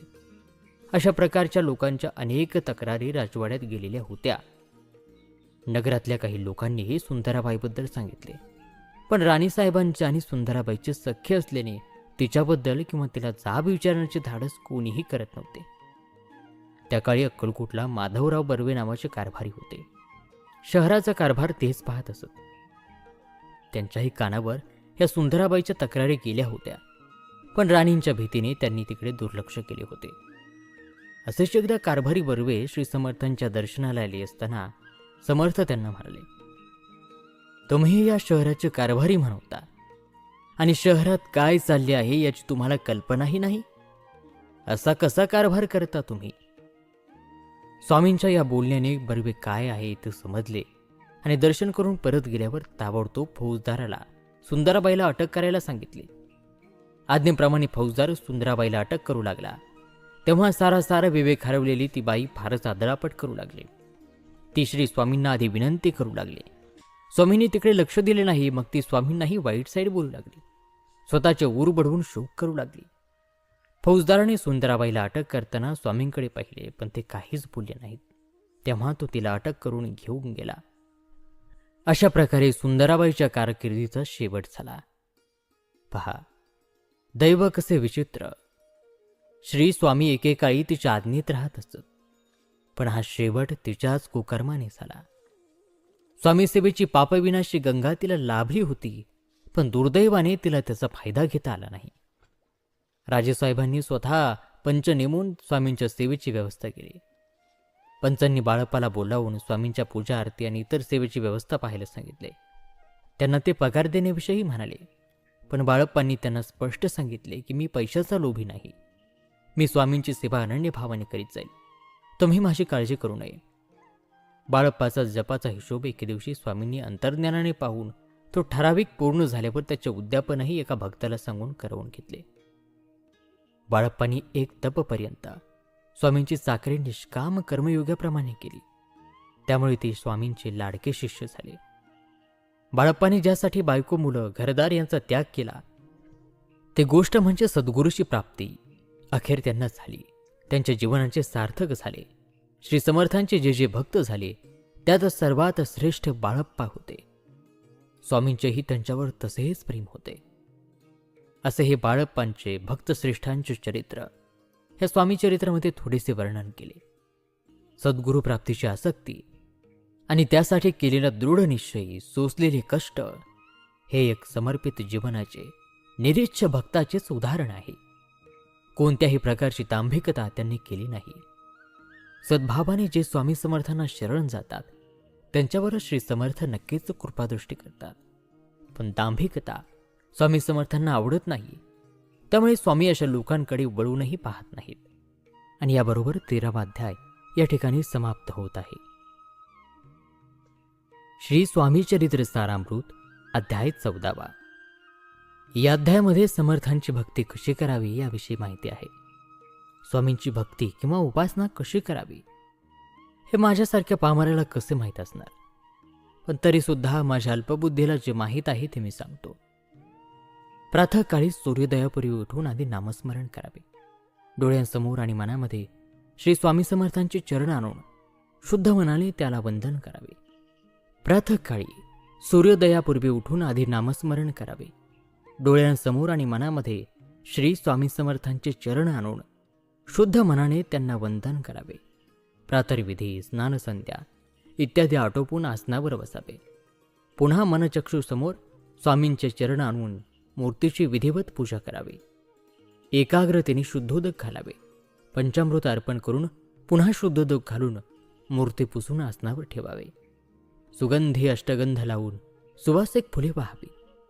धूपदीप दाखवून नैवेद्य दाखवावा. धूप निरांजन ओवाळताना पूर्ण गोलाकार ओवाळू नये. उजवीकडून डावीकडेचे अर्धचंद्राकृती ओवाळावे. श्री स्वामींना नाना प्रकारचे खाद्यपदार्थ अर्पण करावेत. फळे, नारळ, विडा, दक्षिणा इत्यादी त्यांच्या पुढे ठेवावेत.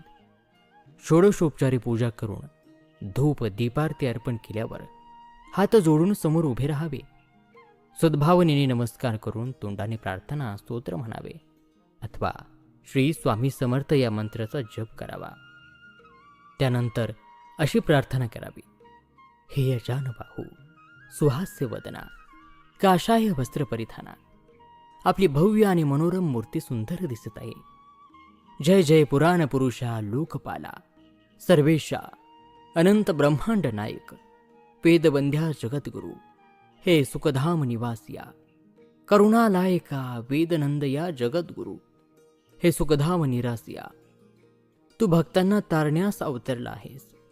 अनंत रूपाने या पृथ्वी तलावर अवतार घेऊन भक्तांचे दुःख तू दूर करतो आहेस. तू अग्नी आहेस आणि तू वाराही आहेस. आकाशही तूच आहेस, तसेच या पृथ्वी तलावरील पाणीही तूच आहेस. तूच पृथ्वीही आहेस. सूर्यचंद्रही तुझीच रूपे आहेत. विष्णू तूच आहेस आणि शंकरही तूच आहेस. विधाता म्हणजे ब्रह्मदेवही तूच आहेस.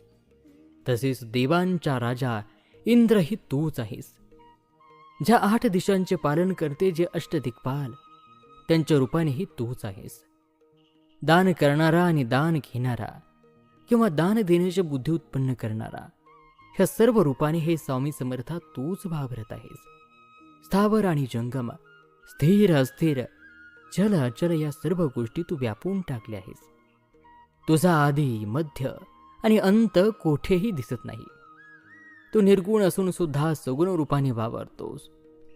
हे ज्ञानमय विश्व म्हणजे तूच आहेस. तुझे वर्णन करताना वेदांची सुद्धा बोबडी पडते. शास्त्रे पुराणे सुद्धा थकली. श्री विष्णू, श्री शंकर यांची मती सुद्धा कुंठित होते. अशा या अगाध अनंतरूपी परमेश्वराची स्तुती करता करता 1000 तोंडे असलेला देखील थकतो. तिथे माझ्यासारख्या अल्पबुद्धी माणसाचा काय पाठ लागणार. तेव्हा हे श्री स्वामी समर्थ महाराजा आपल्या चरणांवर मस्तक ठेवले आहे. आपण तारा किंवा मारा. हे दीननाथा, कृपेचा एक कटाक्ष तरी ह्या दासाकडे टाका, म्हणजे हा नरदेह पावन होईल. आपण आपल्या कृपेच्या सागरात ह्या माशाला म्हणजेच मला कायमचा आश्रय द्या. माझ्या हातून जे दुष्कर्म पाप घडले असतील त्यांचे निवारण करून जोपर्यंत या संसारात आहे तोपर्यंत सुख लाभून मरणोत्तर मोक्ष लाभावा. हा पार उतरण्यास कठीण असलेला भवसागर तरुण पहिलं तिरी जाण्यासाठी तुमची नामरूपी नौका मला प्राप्त हो. तुमच्या कृपेने आशा, वासना, हत्यास, कोणतीही कल्पना, भ्रांती, माया, मोह इत्यादी शत्रूंची बाधा न हो. सदैव माझ्याकडून आपले गुणगान, नामरूपी सेवा आनंदाने आणि सुखाने घडू दे. अज्ञानाचा अहंकार दूर होऊन ज्ञानरूपी सूर्य या माझ्या हृदयात प्रकट होऊ दे. आपल्या कृपाप्रसादाने मन नेहमी शांत राहून कोणत्याही प्रकारच्या खोट्या अभिमानाची त्याला बाधा न होता नेहमी समाधानी राहू दे. चित्तात नेहमी तुझे नाव राहू. सदैव हे मन तुमच्या भजनामध्ये रममान हो. खोट्या आशा, आकांक्षा मनात उत्पन्न न हो. नेहमी सज्जन आणि साधूंची संगत लाभू दे. हा भवसागराचा दुर्गम मार्ग तुमच्या नामरूपाने सुलभ होऊ दे. या व्यवहारी जगात वावरत असताना मनाला कोणतेही भुरळ न पडता आणि असत्याचा त्याला स्पर्श न होता नित्य सत्याच्या विजयपथावर वाटचाल करू दे. कुटुंबातील सर्व लोकांचा सांभाळ माझ्या हातून योग्य तऱ्हेने होऊन सर्वांशी न्यायाने वागण्याची सद्बुद्धी देऊन माझ्यावर कृपा करा. प्रपंच आणि परमार्थाची वाटचाल सुलभ होण्यासाठी संसारात राहून तुमच्या नामाचा जप मी नेहमी करेल. त्यांना आनंद होऊन, संतोष होऊन ते तुमच्या मनोरथपूर्तीचा तुम्हाला वर देतील. दर गुरुवारी उपवास करावा. विधियुक्त षोडशोपचार त्यांचे पूजन करून सायंकाळी प्रदोष समयी उपवास सोडावा. त्यामुळे सत्य असत्य संबंधी बरे वाईट ओळखण्याची सुबुद्धी तुम्हाला प्राप्त होईल. असा अनुभव कित्येक स्वामी भक्तांना आलेला आहे. श्री स्वामींचा षडाक्षरी मंत्र या मंत्राचा जप प्रेमाने, समर्पण भावनेने करावा. हा जप कुणीही शुद्ध मनाने केव्हाही करू शकतो. जात-पात, स्त्री पुरुष असे याला कोणतेही बंधन नाही. स्त्रियाही या मंत्राचा जप अनन्य भावाने करून या संसारात सुख शांती निर्माण करू शकतात. वेळ प्रसंगी मूर्तीची आणि फोटोची पूजा, शक्य नसेल तर मानस पूजा करावी. मनचक्षुसमोर श्री समर्थांची मूर्ती आणावी. मनातल्या मनात किंवा मोठ्याने नामाचा जप करावा. अशी मानसपूजाही समर्थांना प्रिय आहे. हे स्वामी चरित्र सारामृत भक्तिभावाने नुसते वाचले किंवा ऐकले तरी ज्या काही पीडा आणि दोष असतील ते सर्व नाहीसे होतात. भक्तश्रेष्ठ संत तुकाराम महाराजांनी एका आपल्या अभंगामध्ये रामभक्त हनुमंताला उद्देशून म्हटले आहे की काय भक्तीच्या त्या वाटा मज दावाव्या सुभटा. हे मारुतीराया, तू रामाचा परम भक्त कसा झालास, कशा प्रकारे तू रामाची भक्ती केलीस, त्या भक्तीची वाट तुम्हाला दाखव. हे स्वामी भक्तांनो, एक गोष्ट विशेष लक्षात ठेवा. शुद्ध मनाने केलेली कोणतीही भक्ती सर्वश्रेष्ठ आहे. मी कसा स्वामी भक्त आहे, रोज एवढा जप करतो, अशी भक्ती करतो, अशी उपासना करतो, असे जो सांगत सुटतो त्याची भक्ती निष्फळ होईल. अशा भक्तांकडे स्वामी समर्थ कधीच पाहत नाहीत. त्यांना तो कधीच प्रिय होणार नाही. मनोभावे तुम्ही नुसती पानाफुलांची जरी त्यांची पूजा केली तरी ती देवाला आवडेल. आणि अशा प्रकारे हा 14वा अध्याय या ठिकाणी समाप्त होतोय. श्री स्वामी चरित्र सारामृत अध्याय 15वा. मनुष्याच्या अंतःकरणामध्ये स्वामी भक्ती दृढ झाली की मग धर्म, अर्थ, काम, मोक्ष हे चारही पुरुषार्थ माणसाला प्राप्त होतात. मंगळवेढ्यात श्री महाराजांचा वास असताना त्यांच्या विचित्र लीला पाहून गावकरी त्यांना वेडा म्हणत. आपण लोकांमध्ये कधी प्रसिद्ध व्हावे असा विचारही स्वामींच्या मनात येत नसे. स्वेच्छेने वागत असताना लोक काय म्हणतील याला त्यांच्या दृष्टीने महत्त्व नव्हते. ते कोणाशीही बोलत नसत, कोणाच्याही घरी जात नसत. लोक दुरुत्तरे करत, नाही ते बोलत, पण त्याचा कधी त्यांनी राग मानला नाही. ऊन, थंडी, वारा, पाऊस यांची त्यांना कधी भीती वाटली नाही. नेहमी एकांत स्थानी अरण्यामध्ये त्यांचा मुक्काम असे. तृप्त मनाच्या या योग्याला अरण्य आणि नगर सारखेच होते. परंतु हा पेडा नसून परमेश्वराचा अवतार आहे, साधू रूपाने वावरतो आहे असे ज्यांना वाटत असे ते मात्र स्वामी भक्तीत रममान होत असत. लोक त्यांच्या भक्तांना हसत, पण त्यांनी आपला मार्ग सोडला नाही. त्यावेळी मंगळवेढ्याला बसप्पा तेली नावाचा एक माणूस राहत असे. घरी 18-20 दारिद्र्य, त्यामुळे परिस्थितीने तो अतिशय गांजला होता. कुटुंब वत्सल बसप्पा व्यवसाय करीत असला तरी त्यातून मनाजोगती प्राप्ती होत नसे. काबाड कष्ट करूनही 2 वेळेचे कसे तरी भागवावे हा प्रश्न असे. एक दिवशी सहज फिरत फिरत तो अरण्यात गेला असताना दिगंबर अवस्थेतील श्री स्वामी काट्यांची शय्या करून त्यावर निवांत झोपलेले आहेत असे त्याला दिसले. ते पाहून त्याला आश्चर्य वाटले आणि कोणीतरी हा योगी आहे असे समजून त्यांनी तत्काळ लोटांगण घातले. हा साधू ईश्वराचा अवतार आहे ही त्याच्या अंतरंगी जाणीव झाली. अष्टभाव दाटून आले आणि पुन्हा पुन्हा श्रीचरणी माथा ठेवत या दासाकडे आपण कृपादृष्टीने पाहावे अशी तो प्रार्थना करू लागला.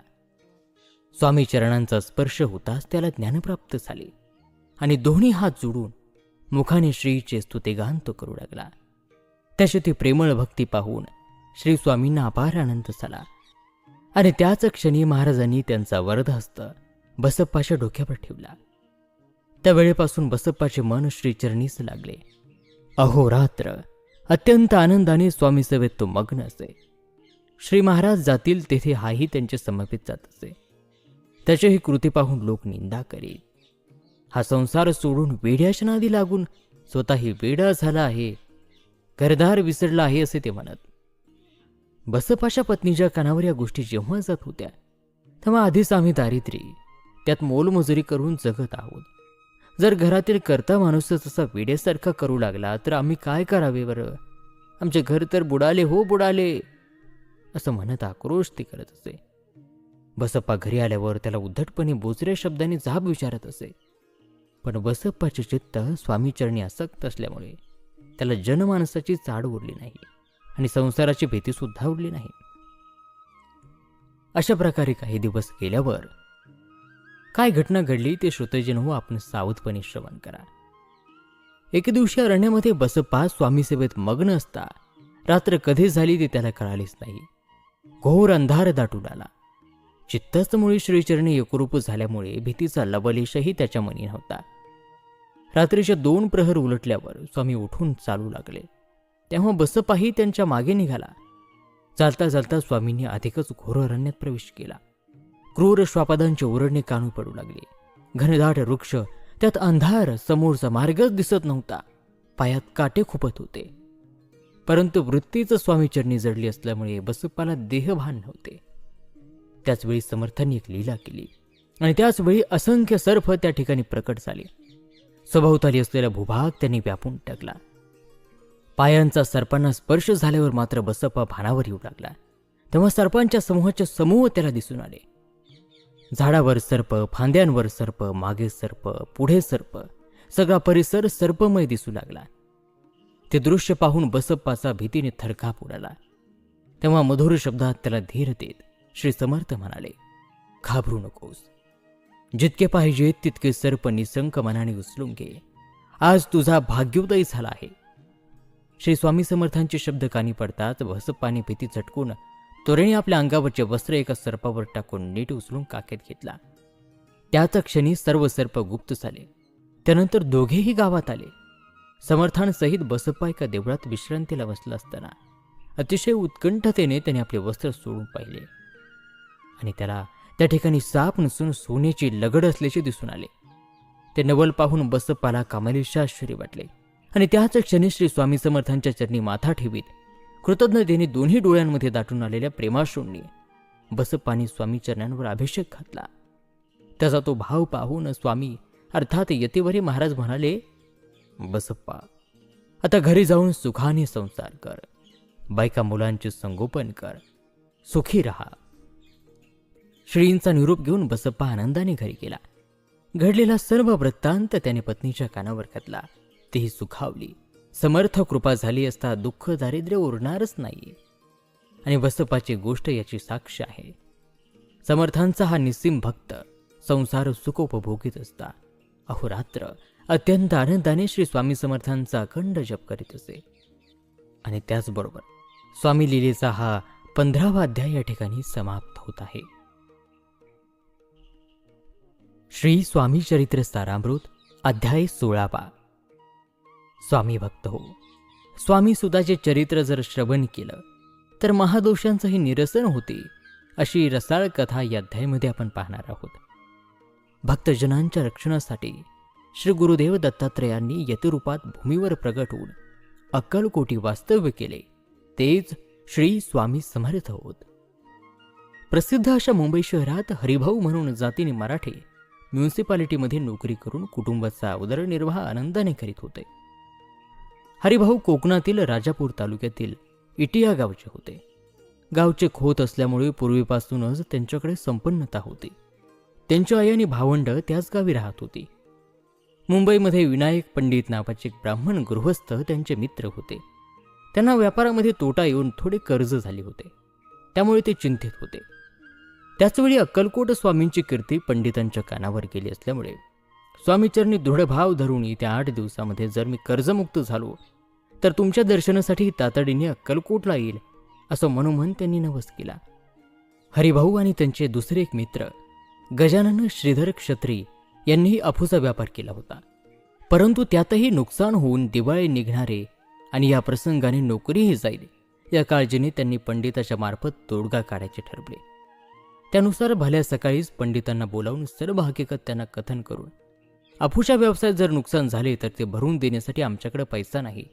लोकांनी फिर्याद केल्यास आमची अब्रू आणि नोकरी दोन्ही जातील. तुम्ही आमचे स्नेही आहात म्हणून आम्ही तुमच्याकडे आलो आहोत. पेढीवर येऊन जर तुम्ही आमच्या वतीने सही केलीत तर बरे होईल. अफूच्या व्यवहारात येणारा तोटा आणि त्यामागील कर्जाची रक्कम मिळून तुम्ही हवी घ्या. त्या संदर्भात आम्ही तुम्हाला मदत करतो असे सांगितले. त्यावर मलाही खूप कर्ज झाले असून दिवाळी निघणार यात शंकाच नाही.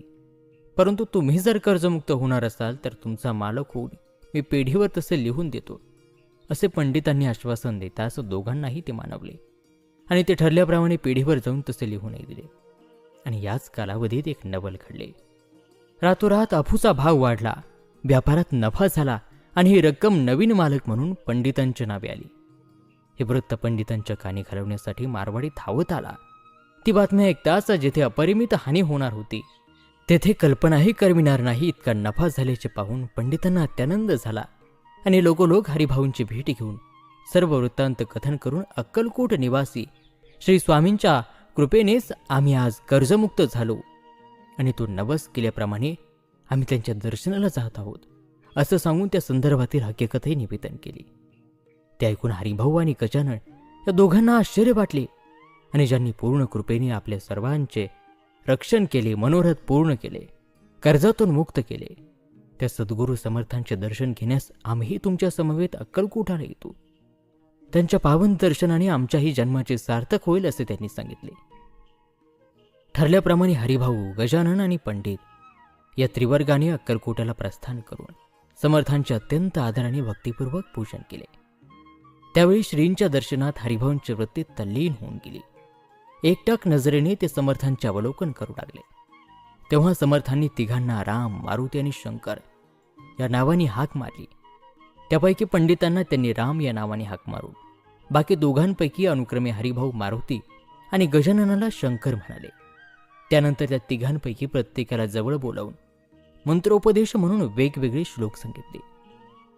गुरुर ब्रह्मा गुरुर विष्णू गुरुर्देवो महेश्वरः गुरु साक्षात परब्रह्म तस्मै श्री गुरवे नमः.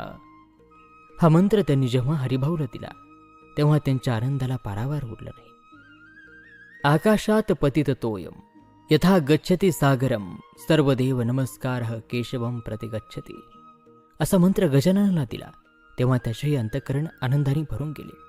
त्यानंतर पंडितांना इदमेव शिवम इदमेव शिवम इदमेव शिवम इदमेव शिवः असा मंत्रोपदेश करून पावन केले.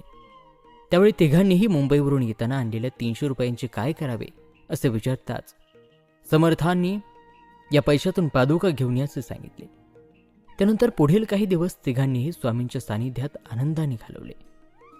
या कालावधीत हरिभाऊंचे तनमन श्री स्वामींच्या चरणी विसावले, दृढ मन झाले आणि निष्ठा जडली ती कायमचीच. एके दिवशी हात जोडून या त्रिवर्गाने स्वामींजवळ मुंबईला परत जाण्याची आज्ञा मागितली आणि यतिवर्य श्री महाराजांचे आशीर्वाद प्राप्त करून प्रस्थान केले.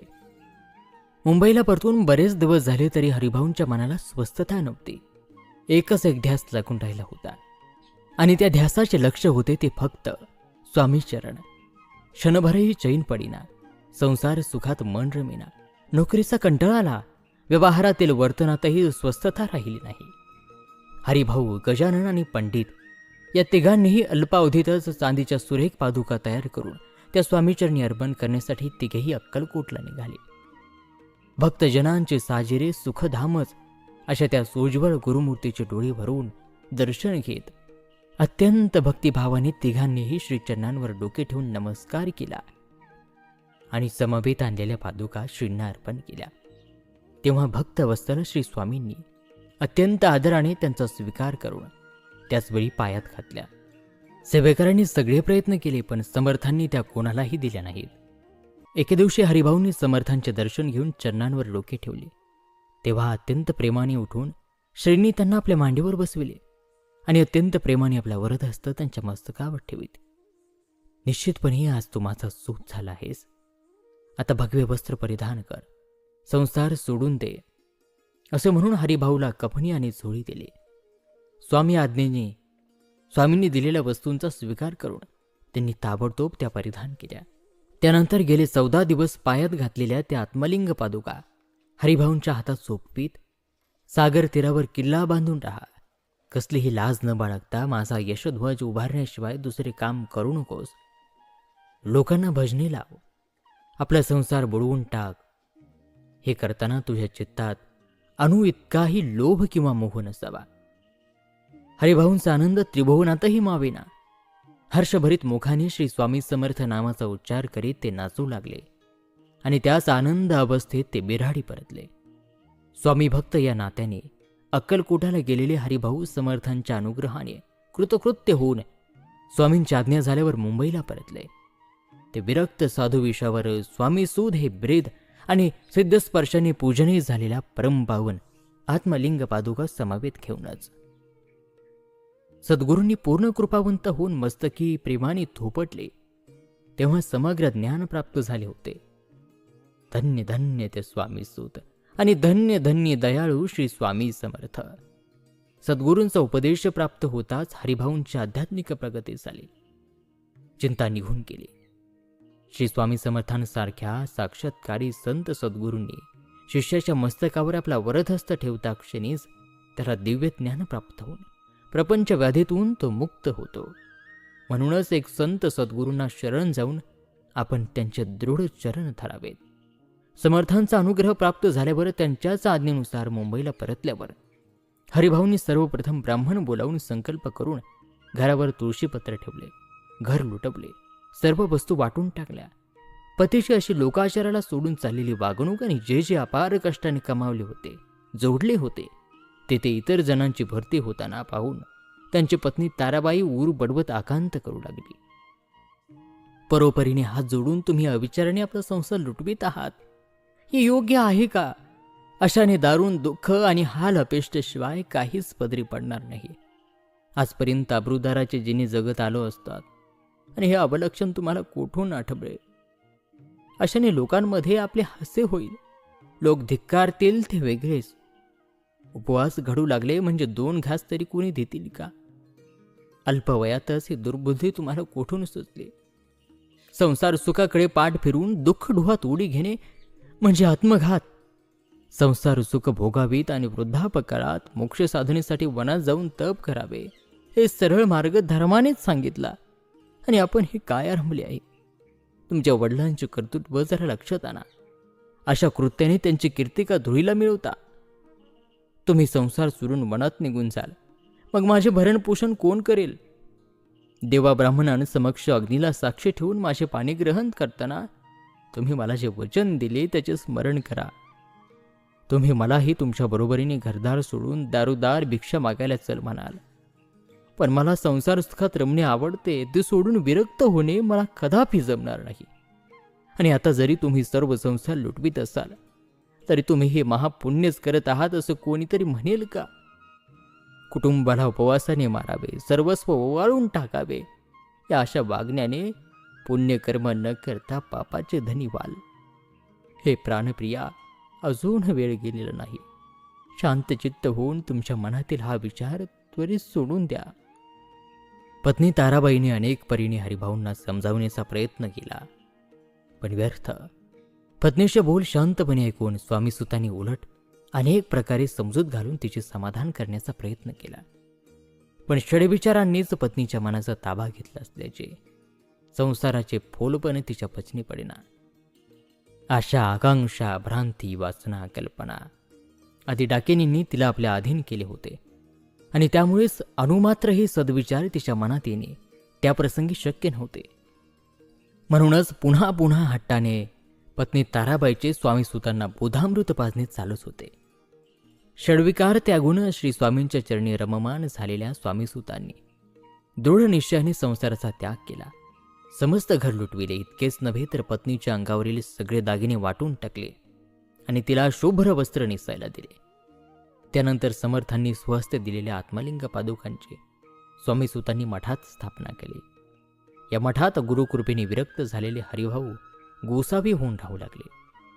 लोक नाना दोषारोप करून त्यांची निंदा करीत, परंतु त्यांनी त्याची कधी पर्वा केली नाही. धन्य ते स्वामीसूत, सद्गुरु कृपेने त्यांच्या जन्माचे सार्थक झाले. पूर्वजन्मी जे तप केले असेल ते पुण्याचे फळ त्यांना या जन्मी प्राप्त झाले. ते सद्गुरु भेटीने नटले आणि समस्त घर भवदुःखांचे निरसन होऊन सुखावले.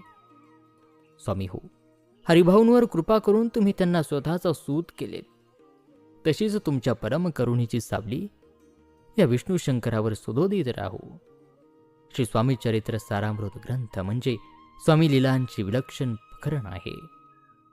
याबरोबरच स्वामी चरित्रातील 16वा अध्याय या ठिकाणी समाप्त होत आहे. श्री स्वामी चरित्र सारामृत अध्याय 17. संसाराचा त्याग करून स्वामीसूत हरिभाऊ त्या मठात गोसावी होऊन राहू लागले. भवसागराची आणि संसाराची चिंता राहिली नसल्यामुळे ते आनंदी असत. स्वामी नामामृताचे सेवन करणे, स्वामी भजनात रममान होणे, स्वामी चरित्रावर कीर्तन करणे या व्यतिरिक्त दुसरा कुठलाही उद्योग त्यांना राहिला नाही. त्यांचे संसार मोडून गोसावी बनणे ही कृतीच कित्येकांना हास्यास्पद वाटली. पण स्वामीसुतांनी जननिंदेचे दुःख बाळगले नाही. अंगामध्ये विरक्ती पूर्णपणे बांधली आणि त्यामुळे विषयासक्ती नव्हतीच. स्वामीसुतांच्या आईच्या कानावर जेव्हा हे वृत्त गेले तेव्हा तिला अतिशय दुःख झाले. मोहाच्या भोक्यात जे फसले आहेत, ज्या मायाच्या पसाऱ्याला वश झाले आहेत, त्यांना प्रपंच वेगळे गोड काही वाटतच नाही. म्हणूनच पुत्रप्रेमामुळे स्वामीसुतांची आई काकूबाई मुंबईत दाखल झाली. ती शोक करतच आपला पुत्र गोसावी झाल्याचे पाहून तिला अनिवार्य दुःख झाले आणि ऊर बडवून घेत धरणीवर अंग टाकून तिने आक्रोश केला. आईचा शोक पाहून स्वामीसुतांचे अंतःकरण व्यथित झाले. तरीही मोठ्या प्रेमाने त्यांनी तिला सावरले आणि तिचे सांत्वन, तुझ्या पोटी जन्माला आलो आणि सद्गुरू कृपेस प्राप्त होऊन या जन्ममरणाच्या चक्रातून सुटका होऊन मी मुक्त झालो. मला जन्म देऊन तू त्रिभुवनात वंदनीय झालीस, धन्य झालीस, अशा प्रकारे मधुर शब्दात समजावेत परमार्थाच्या गोष्टी सांगत मातेचे समाधान करण्याचे प्रयत्न करू लागले. परंतु त्यांच्या मातेला या असल्या गोष्टी पटेनात. एकतर याची बुद्धी भ्रष्ट झाली असावी, किंवा याला पिशाच्या बाधा तरी झाली असावी, अथवा याच्यावर कुणीतरी करणी केली असली पाहिजे. त्यासाठी कुणीतरी पंचाक्षरी आणून यावर उपाय केला पाहिजे असे तिच्या मनाने घेतले. त्यावेळी यशवंतराव भोसेकर या नावाचे एक सत्पुरुष लोकांमध्ये देव मामलेदार या नावाने प्रसिद्ध होते. त्यामुळे त्यांची भेट घेऊन हरिभाऊंच्या वागण्यावर काही तोडगा निघतो का ते पाहावे. त्यांची कृपादृष्टी झाली तर संकटांचे निवारण होऊन हरिभाऊला आरोग्य प्राप्ती होईल असा विचार करून त्यांच्या आईने देव मामलेदारांची भेट घेऊन सर्व वृत्तांत निवेदन केला आणि अत्यंत व्याकुळ अंतकरणाने अश्रू भरल्या डोळ्यांनी कृपा करून आपण यावर उपाय सांगावा अशी विनंती केली. काकूबाईचे बोलणे अत्यंत शांतपणे ऐकून देव मामलेदारांनी, अहो, याला फार मोठे पिशाचे लागलेले असून ते माझ्याच्याने दूर होणार नाही असे उत्तर दिले. तेव्हा दुःखी झालेल्या मातेने आता ज्याने वेळ लावली आहे त्याचीच पावली धरावीत आणि याच उपायाने आपले कार्य सिद्धीला जाईल असा विचार करून अक्कलकोटाला प्रस्थान केले.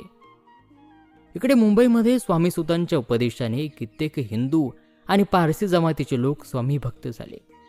मुंबईतील मठाची जागा प्रशस्त नसल्याने एका भक्तिनीने मठासाठी कांदेवाडीतील मोठी जागा देव केली. जे जे निस्सीम स्वामी भक्त होते तेथे स्वामी भजनात लीन होऊन अत्य आनंदाने नाचत. तेव्हा कुटील मनवृत्तीच्या लोकांना तो ढोंगीपणा वाटे. परंतु निंदा आणि स्तुती या दोन्ही गोष्टी ज्यांना समान वाटत होत्या त्यांनी इतर सर्व विषय सोडून केवळ एकमेव अद्वितीय अशा श्रीचरणांवर आसक्ती धरली होती. ते स्वामीसूत मात्र सर्व काही सहन करीत, दूषणांचे प्रहार झेलीत शांतपणे सेवा ते करीतच होते. जे अहंकाररूपी देहात बुडाले त्यांचे सत्यमार्गाचे आचरण चुकले.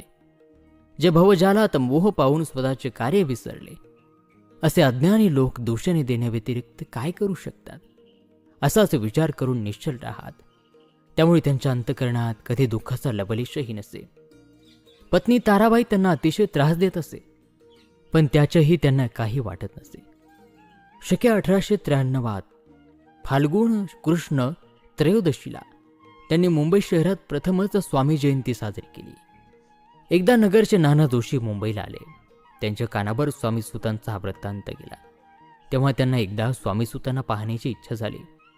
एके दिवशी ते वेळ काढून जेव्हा मठामध्ये आले तेव्हा एकदम नाना जोशी नगरकर तर तुम्हीच काय असे स्वामीसुतांनी विचारले. तेव्हा नानाला मोठे आश्चर्य वाटले. स्वामीसुतांना पाहून त्यांना अतिशय आनंद झाला आणि अत्यंत प्रेमाने आणि आपुलकीने मुखाने स्तुतिगान करत नाना जोशींनी त्यांच्या चरणांवर वाकून नमस्कार केला. स्वामीसुतांनीही त्यांना स्वामी भक्तीला लावले. समर्थांच्या भजनी रंगून जात नाना जोशी धन्य झाले.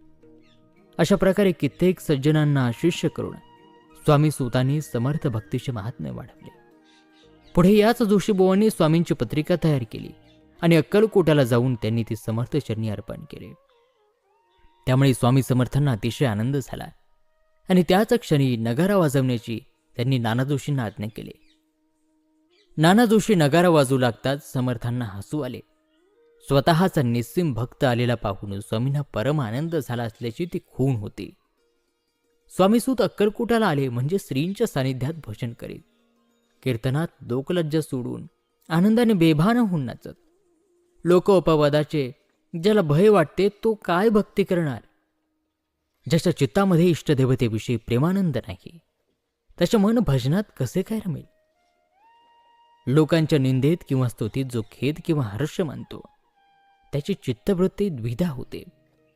परंतु ज्यांनी या सर्व गोष्टींना तिलांजली दिली तोच केवळ एकमात्र भजन सुखाचा भक्तिप्रेमाचा आनंद लुटू शकतो. शके 1793 स्वामी सुतांनी प्रथमच अक्कलकोट नगरात स्वामी जयंती अत्यंत आदराने साजरी केली. छेलेखेडे गावात श्री महाराज जेव्हा प्रकट झाले तेव्हा विजयसिंह नावाच्या त्यांच्या भक्तांच्या सोबत ते गोट्या खेळत असत, असे स्वामीसुतांचे मत होते. परंतु त्याला निश्चित असा आधार नाही. याबाबत स्वामी समर्थच जाणवत. आपल्यासारख्या अज्ञानी तेथे काय बोलणार. असो, दिवसेंदिवस स्वामी भक्तीची पताका उंच उंच होत गेली. लोकांना उपदेश करून मार्गी लावून स्वामीसुतांनी समर्थांचा कीर्तिध्वज उभारला. मनामध्ये कामना धरून जर कोणी अक्कलकोट दर्शनाला गेले तर श्री स्वामी त्यांना सुतांकडे जाण्याची आज्ञा करीत. स्वामीसुतही त्यांच्या मनातील खूण सांगत. ते ऐकून लोक आश्चर्यचकित होत आणि स्वामीसुतांचे मुक्त कंठाने स्तुती करत. एकदा सहज स्वामीसूत अक्कलकोटाला सद्गुरूंच्या दर्शनाला गेले. तेव्हा स्वामींचा मुक्काम राजवाड्यात असल्याचे आणि राणी आज्ञेशिवाय कोणालाही श्रींचे दर्शन होत नाही असा वृत्तांत कानी पडताच ते अतिशय उदास झाले. श्रींचे दर्शन घेतल्याशिवाय अन्न पाणी घ्यायचे नाही असे त्यांनी ठरवले. असे 3 दिवस निराहार राहिल्यानंतर मात्र स्वामींच्या दर्शनाला व्याकुळ झालेल्या स्वामीसुतांनी राजप्रसादासमोर करुण रसाने उतप्रीत भरलेले प्रेमळ भजन म्हणायला सुरुवात केली. ते भजन राणीने आतून ऐकले. तेव्हा मात्र समर्थ दर्शनाचे दृढ आस मनात धरून आनंदाने भजन करणारी ही व्यक्ती कोणीतरी निस्सीम भक्त असल्याचे जाणून तिने सेवकांना तुम्ही त्वरित जाऊन प्रार्थनापूर्वक या साधूला राजवाड्यात घेऊन या अशी आज्ञा केली. त्यानुसार सेवकांनीही अत्यंत आदरपूर्वक स्वामी सुतांना राजवाड्यात चालण्याची विनंती केली. तेथे गेल्यावर समर्थांना पाहून सुतांना अतिशय आनंद झाला आणि अत्यंत प्रेमाने धाबत जाऊन त्यांनी श्रीचरणांना दृढ मिठी मारली. सद्गदित अंतकरणाने त्या पावन चरणांवर अश्रूंनी अभिषेक घालीत ते देहभान विसरून स्वामीपदी सुखावले. मातेपासून ताटातूट झालेले बाळ अनेक दिवसांनी मातेला भेटले असताना त्याला जसा हर्ष होईल अगदी तसाच हर्ष श्रींना डोळे भरून पाहताना सुताच्या आनंदाला पारावर उरला नाही. स्वतःच्या सुताला पाहून समर्थांनाही अतिशय आनंद झाला आणि आत्यंतिक वात्सल्याने त्यांच्या मुखावरून हात फिरून त्यांनी स्वहस्ते सुताला उठवले.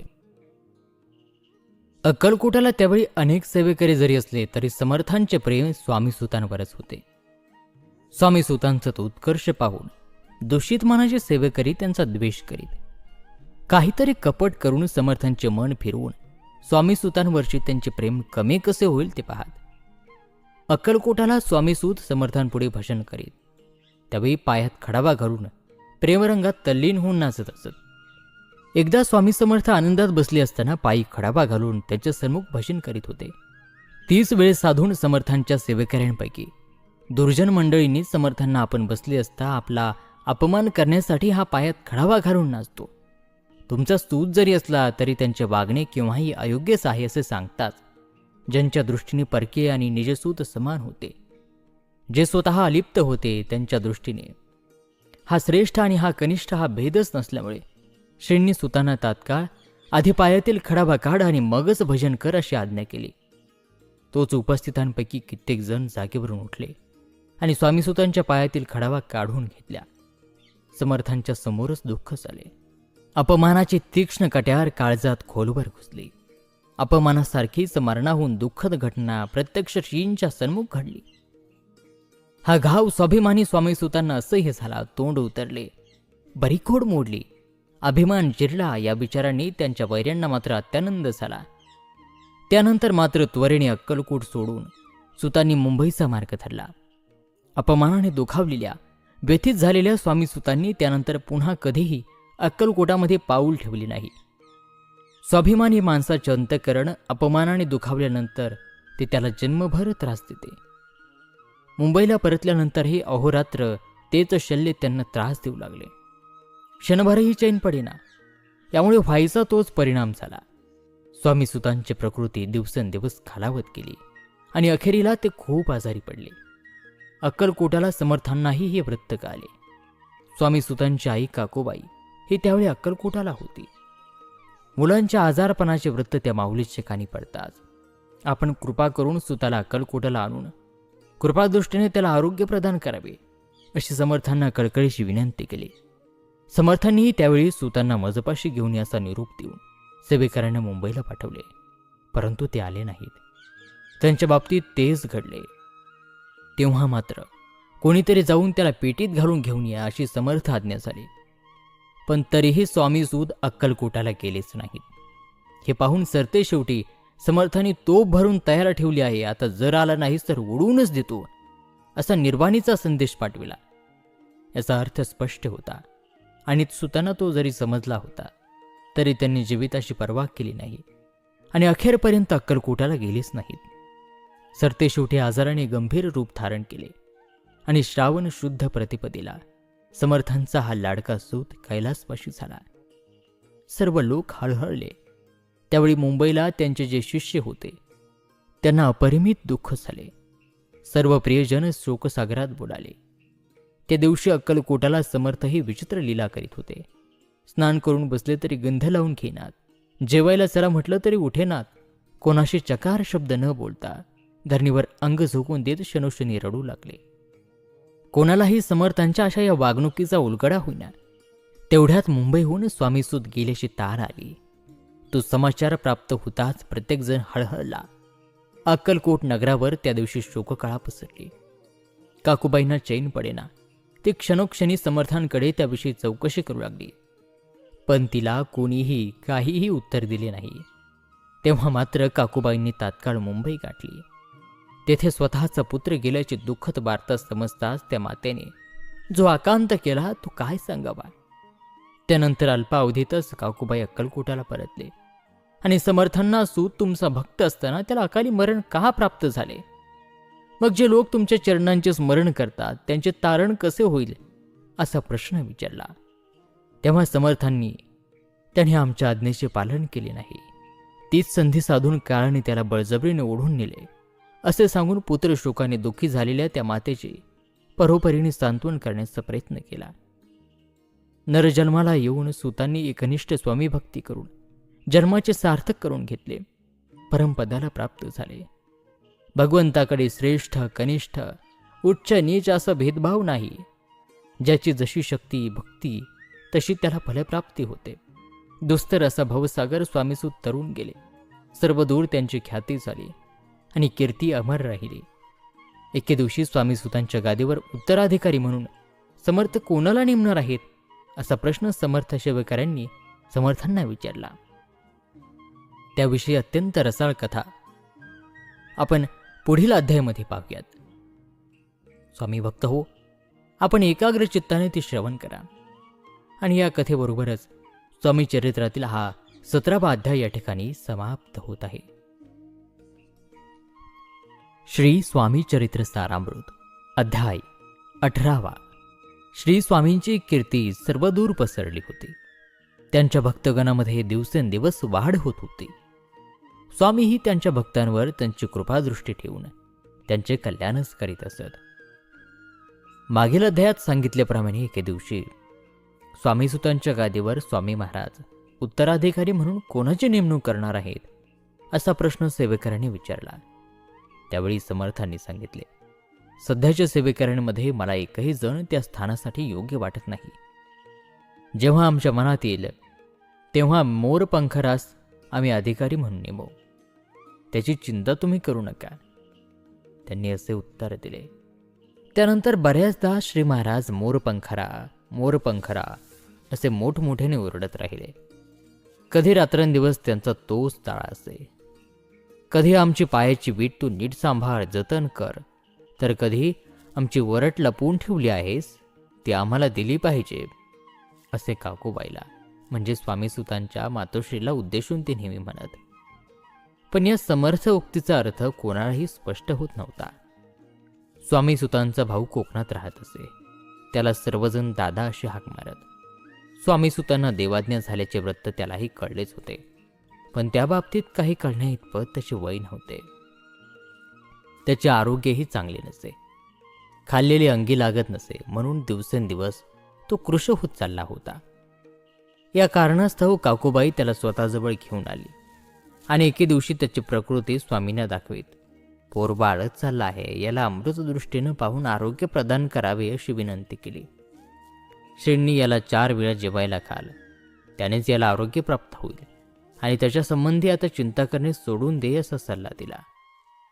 स्वामी आज्ञेने काकूबाईने तसेच केले असताना अल्पावधीतच दादाला आरोग्य प्राप्त झाले, तब्येत सुधारली. समर्थांची कृपा होताच रोग तरी कसा राहील. मोगलाईमध्ये केज गावी नानासाहेब नावाचे एक निस्सीम समर्थ भक्त होते. खूप द्रव्य खर्चून त्यांनी तेथे श्रींचा मठ बांधला. श्रींची आज्ञा घेऊनच त्या मठामध्ये पादुकांची स्थापना करावी या उद्देशाने स्वामींच्या दर्शनाला ते अक्कलकोटाला आले. त्यावेळी श्रींच्या पादुका स्थापन करण्यासाठी तुम्ही दादांना आमच्यासोबत पाठवा असे नानासाहेबांनी काकूबाईला सांगितले. तेव्हा तो अज्ञानी आहे, तशात त्याची प्रकृतीही चांगली नसते. तुमच्याकडे त्याची काळजी कोण घेईल ते सांगा आणि समर्थांनीच आज्ञा दिली तरच मी त्याला तुमच्याबरोबर पाठवीन असं सांगून दादाला घेऊन ती समर्थांपाशी आली. तेथे दादाच्या बाबतीत नानासाहेबांचा विचार त्यांनी समर्थांना सांगितला. तेव्हा समर्थांनी दादाला पाठवून दे, तो अज्ञानी असला तरी आम्ही त्याला सांभाळू असा काकूबाईला शब्द दिला. तरीही दादाला नानासाहेबांसमवेत केजाला पाठवणे तिला योग्य नाही असं वाटू लागले. तिने आपल्या परीने समर्थांना पटवून देण्याचा खूप प्रयत्न केला. तेव्हा मात्र श्रींनी दादाला सर्वांसमवेत केज गावला पाठविण्यात तुझे काय जाते, आम्हाला जे योग्य दिसते तेच आम्ही करतो अशा शब्दात काकूबाईला सुनावले. तेव्हा कुठे दादाला केज गावाला पाठविण्याला ती तयार झाली. तेथे समर्थांच्या मठामध्ये पादुकांची विधिवत स्थापना झाल्यावर उत्सव उपरांत सर्व मंडळींसमवेत दादा परतही आला.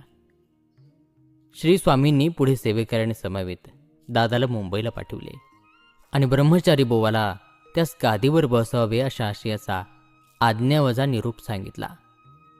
स्वामींच्या आज्ञेप्रमाणे दादाला समवेत घेऊन सेवेकऱ्यांनी मुंबई गाठली आणि ब्रह्मचारी बुवांची भेट घेऊन दादाला गोसावी करून मुंबईची गादी चालवावी आणि या स्वामीसुतांचे कफनी झोळी असे निशाण द्यावे अशा श्रींची आज्ञा असल्याचे सांगितले. समर्थ आज्ञेने ब्रह्मचारी बुवांनीही दादाला आपण गोसावी होऊन गादीचा कारभार चालवावा अशा स्वरूपात दिवस रात्र त्याच्या कलेने उपदेश करायला सुरुवात केली. दादा अज्ञानी असला तरी अशा गोष्टींना तो नेहमी नकारच देत असे. या असल्या गोष्टी मला आवडत नाहीत असं तो नेहमी सांगत असे. बुवांनी त्यांच्या परीने समजावून सांगण्याचा प्रयत्न केला. शेवटी दादाला मुंबईहून अक्कलकोटाला परत पाठवून दिले. मुंबईहून परतल्यावर दादाला बरोबर घेऊन सेवेकरांनी जेव्हा त्याला स्वामीजवळ आणले तेव्हा दादा तंबोऱ्यावर आनंदात भजन म्हणत होता.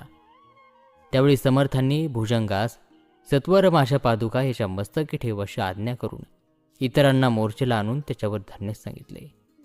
भुजंगाने त्याच क्षणी श्रींच्या परमपावन सिद्ध पादुका दादाच्या मस्तकावर ठेवताच त्याच्या चित्ताला उपरती आली. हृदयात ज्ञानाचा प्रकाश उमटला. अज्ञान अंधकार निघून गेला आणि भजनामध्ये रंगून जात दादा देहभान विसरला. स्वस्वरूपात लीन झाला. सर्व अहंकार पळून गेला. असा आहे सद्गुरूंचा महिमा. केवळ पादुकांच्या परमस्पर्शाने तात्काळ ब्रह्मज्ञान प्राप्त व्हावे आणि चित्त ब्रह्मानंदी तल्लीन होऊन जावे. यापेक्षा जीवनात काही परमोच्च प्राप्ती होऊ शकते का? सद्गुरु कृपांकित असा तो जीव धन्य म्हणावा लागेल. दादाची वृत्ती पाहून काकूबाई दचकली आणि समर्थांनी दादालाही वेड लावले असे म्हणत, महाराज हे तुम्ही काय करता? दादाच्या डोक्यावर पादुका का ठेवल्या आहेत?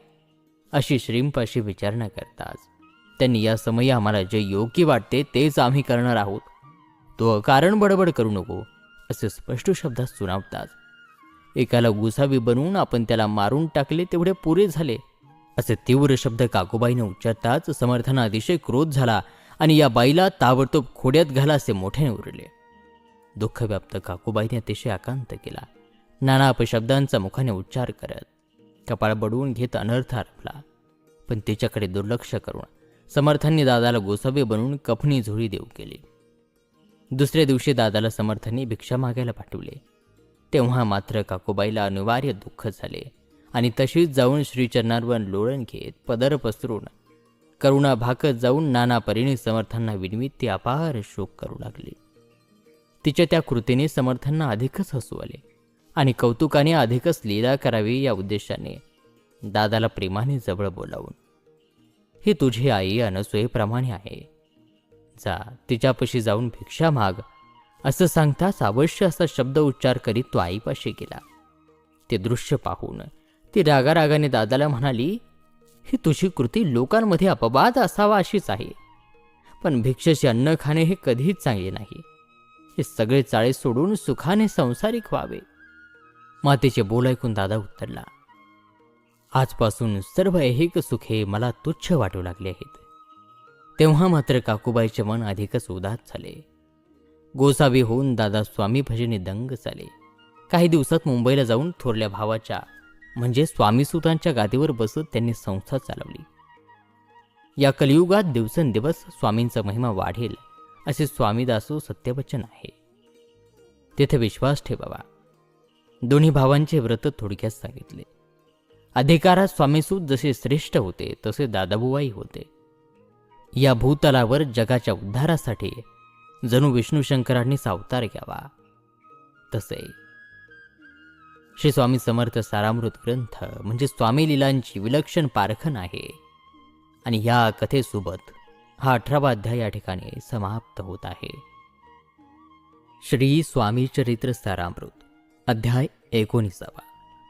साधू संतांच्या सतचरित्राचे मनोभावे श्रवण केले तर चित्ताला परमानंद प्राप्त होऊन परमार्थ आणि प्रपंचातील सत्य असत्यता स्पष्ट होते.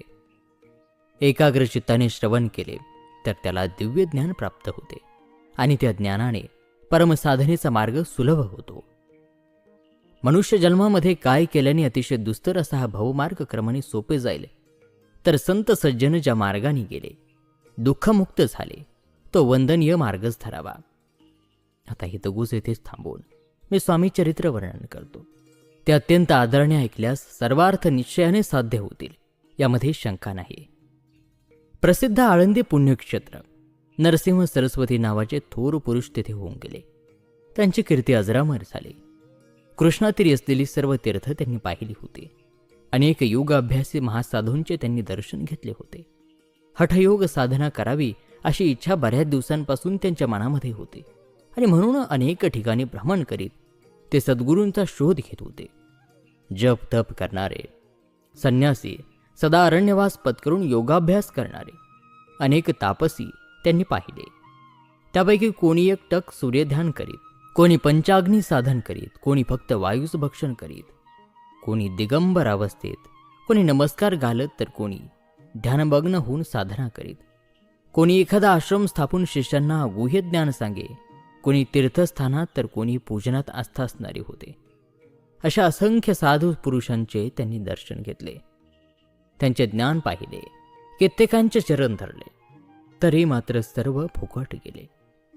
आचरण्याला अत्यंत कठीण असा हठयोग आपणाला साध्य होईल याविषयी पूर्ण ज्ञान त्यांना कोणीही सांगू शकले नाही.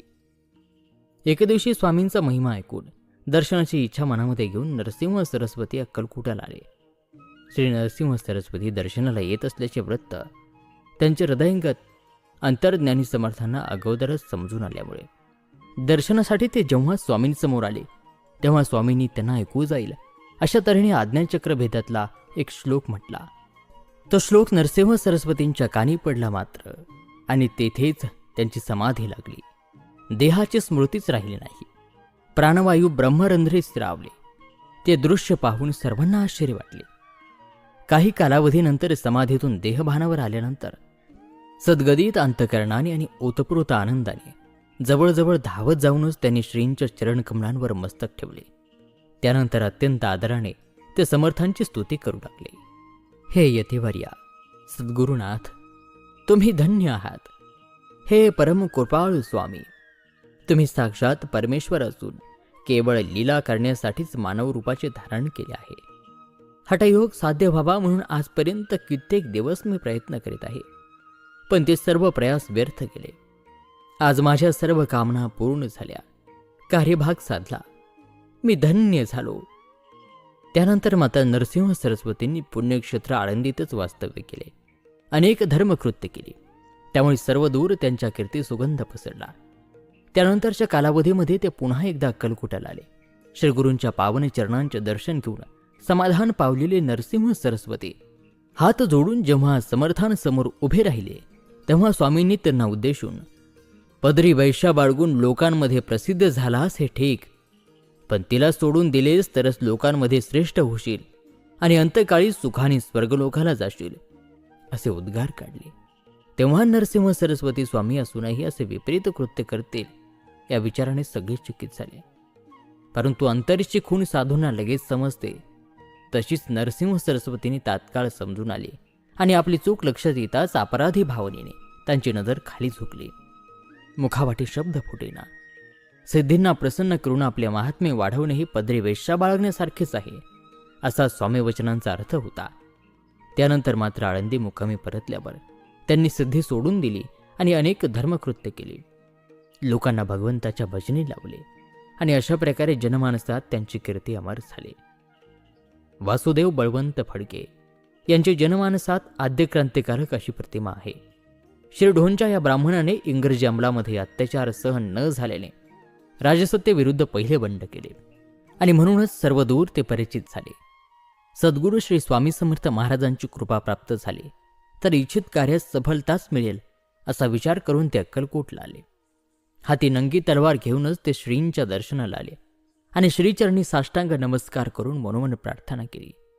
त्यानंतर स्वतःच्या कार्याविषयी अंतकरणात चिंतन करून समवेत आणलेली समशेर त्यांनी समर्थांच्या हातात सोपवली आणि समर्थांनी जर माझ्यावर कृपा केली तर कार्यसिद्धीस्तव हे खडग ते माझ्या हाती देतील असा विचार करून ते दूर जाऊन बसले. त्यांच्या अंतकरणातील उद्देश समजतात. सर्व ज्ञानी समर्थांना विलंब लागला नाही. लगबगीने बाहेर येत त्यांनी वासुदेवाने दिलेली तलवार तकडाच्या झाडावर टाकून दिली.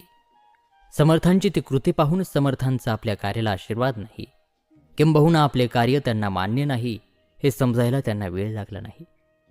अंतकरणात खिन्नता दाटून आली आणि आपण योजलेले कार्य शेवटात जाणार नाही याची त्यांना खात्री झाली.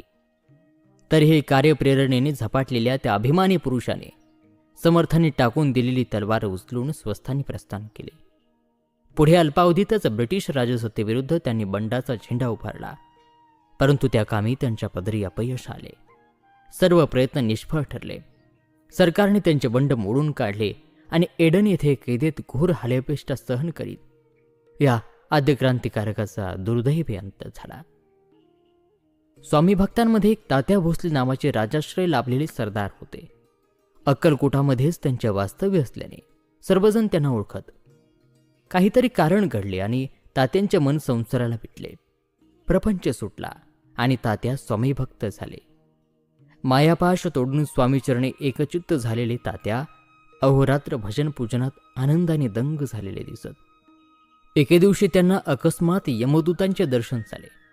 तेव्हा मात्र आपला मृत्यू समय जवळ आलेला आहे हे जाणून ते मनोमन घाबरले आणि धावतच त्यांनी स्वामी चरणांना दृढ मिठी मारली. तेव्हा मात्र काळाने दूर उभे राहणेच पसंत केले. स्वामी चरणाला आलिंगन दिलेल्या तात्यांनी अत्यंत आर्ततेने समर्थांची करुणा भागत मरण चुकविण्याची विनंती केली. तेव्हा मात्र समर्थांनी कृतांताला, हा माझा भक्त आहे आणि अजून याचे आयुष्य बाकी आहे. पलीकडे जो बैल दिसत आहे ना त्याचे निधन आज मात्र निश्चित आहे.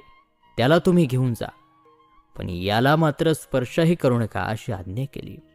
तोच एक नबल घडले आणि समर्थांनी निर्देश केलेला तो बैल गतप्राण होऊन धाडकन जमिनीवर कोसळला. ते दृश्य पाहून लोकांना अतिशय आश्चर्य वाटले. श्रींनी बैलाला मुक्ती देऊन निजभक्ताचे प्राण वाचवले. धन्य धन्य स्वामी आणि धन्य ते स्वामी भक्त तात्या. अशा प्रकारे स्वामींनी असंख्य लीला केल्या. हा चरित्रामृत ग्रंथ स्वामी लीलांच्या कौतुकांचे सार आहे. या अनादिसिद्ध परमात्म्याची लीला अगाध आहे. आगम निगमही ज्यांचे वर्णन करताना स्तब्ध झाले, त्यांचे गुणगान मात्र देवगण आणि भक्तजन अत्यंत प्रेमाने करतात. आणि याबरोबर हा 19वा अध्याय या ठिकाणी समाप्त झाला.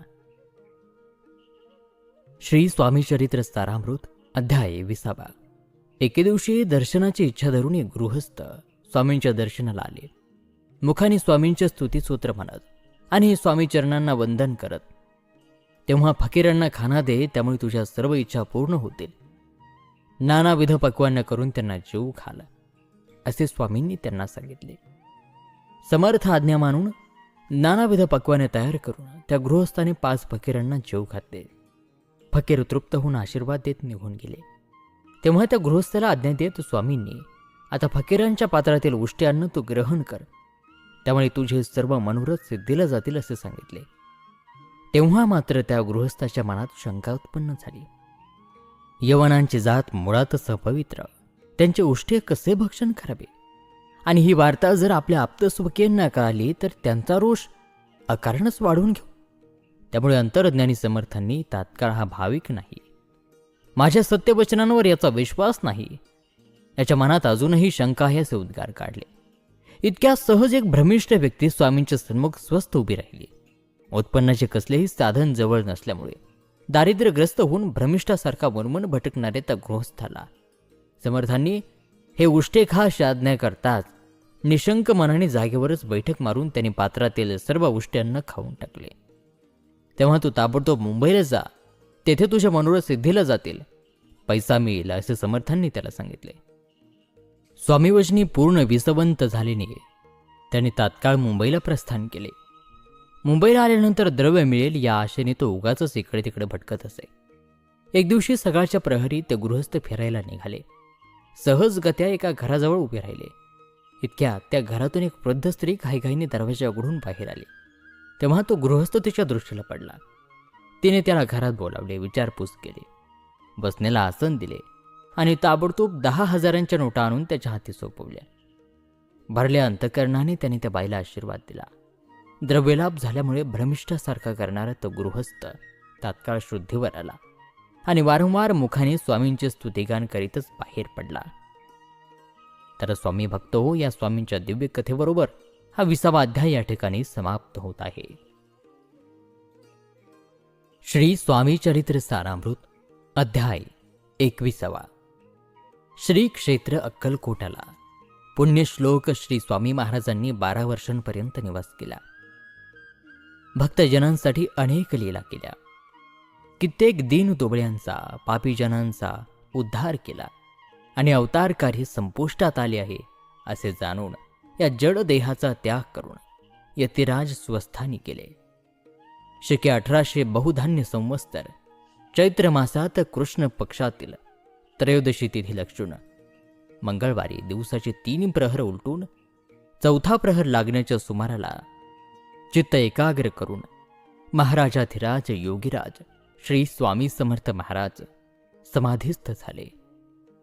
षटचक्रांचा भेद करून ब्रह्मरंध्रास छेदून त्यांची आत्मज्योत हृदयामधून निघाली.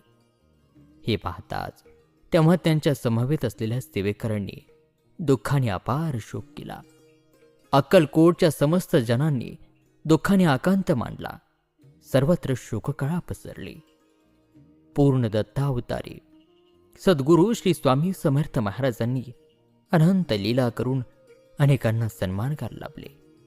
हे वैकुंठवासी गोविंदा, हे भक्तजन तारक प्रभो, हे आनंदाच्या मूलश्रोता, हे परमानंदा, तुझा जय जयकार असो.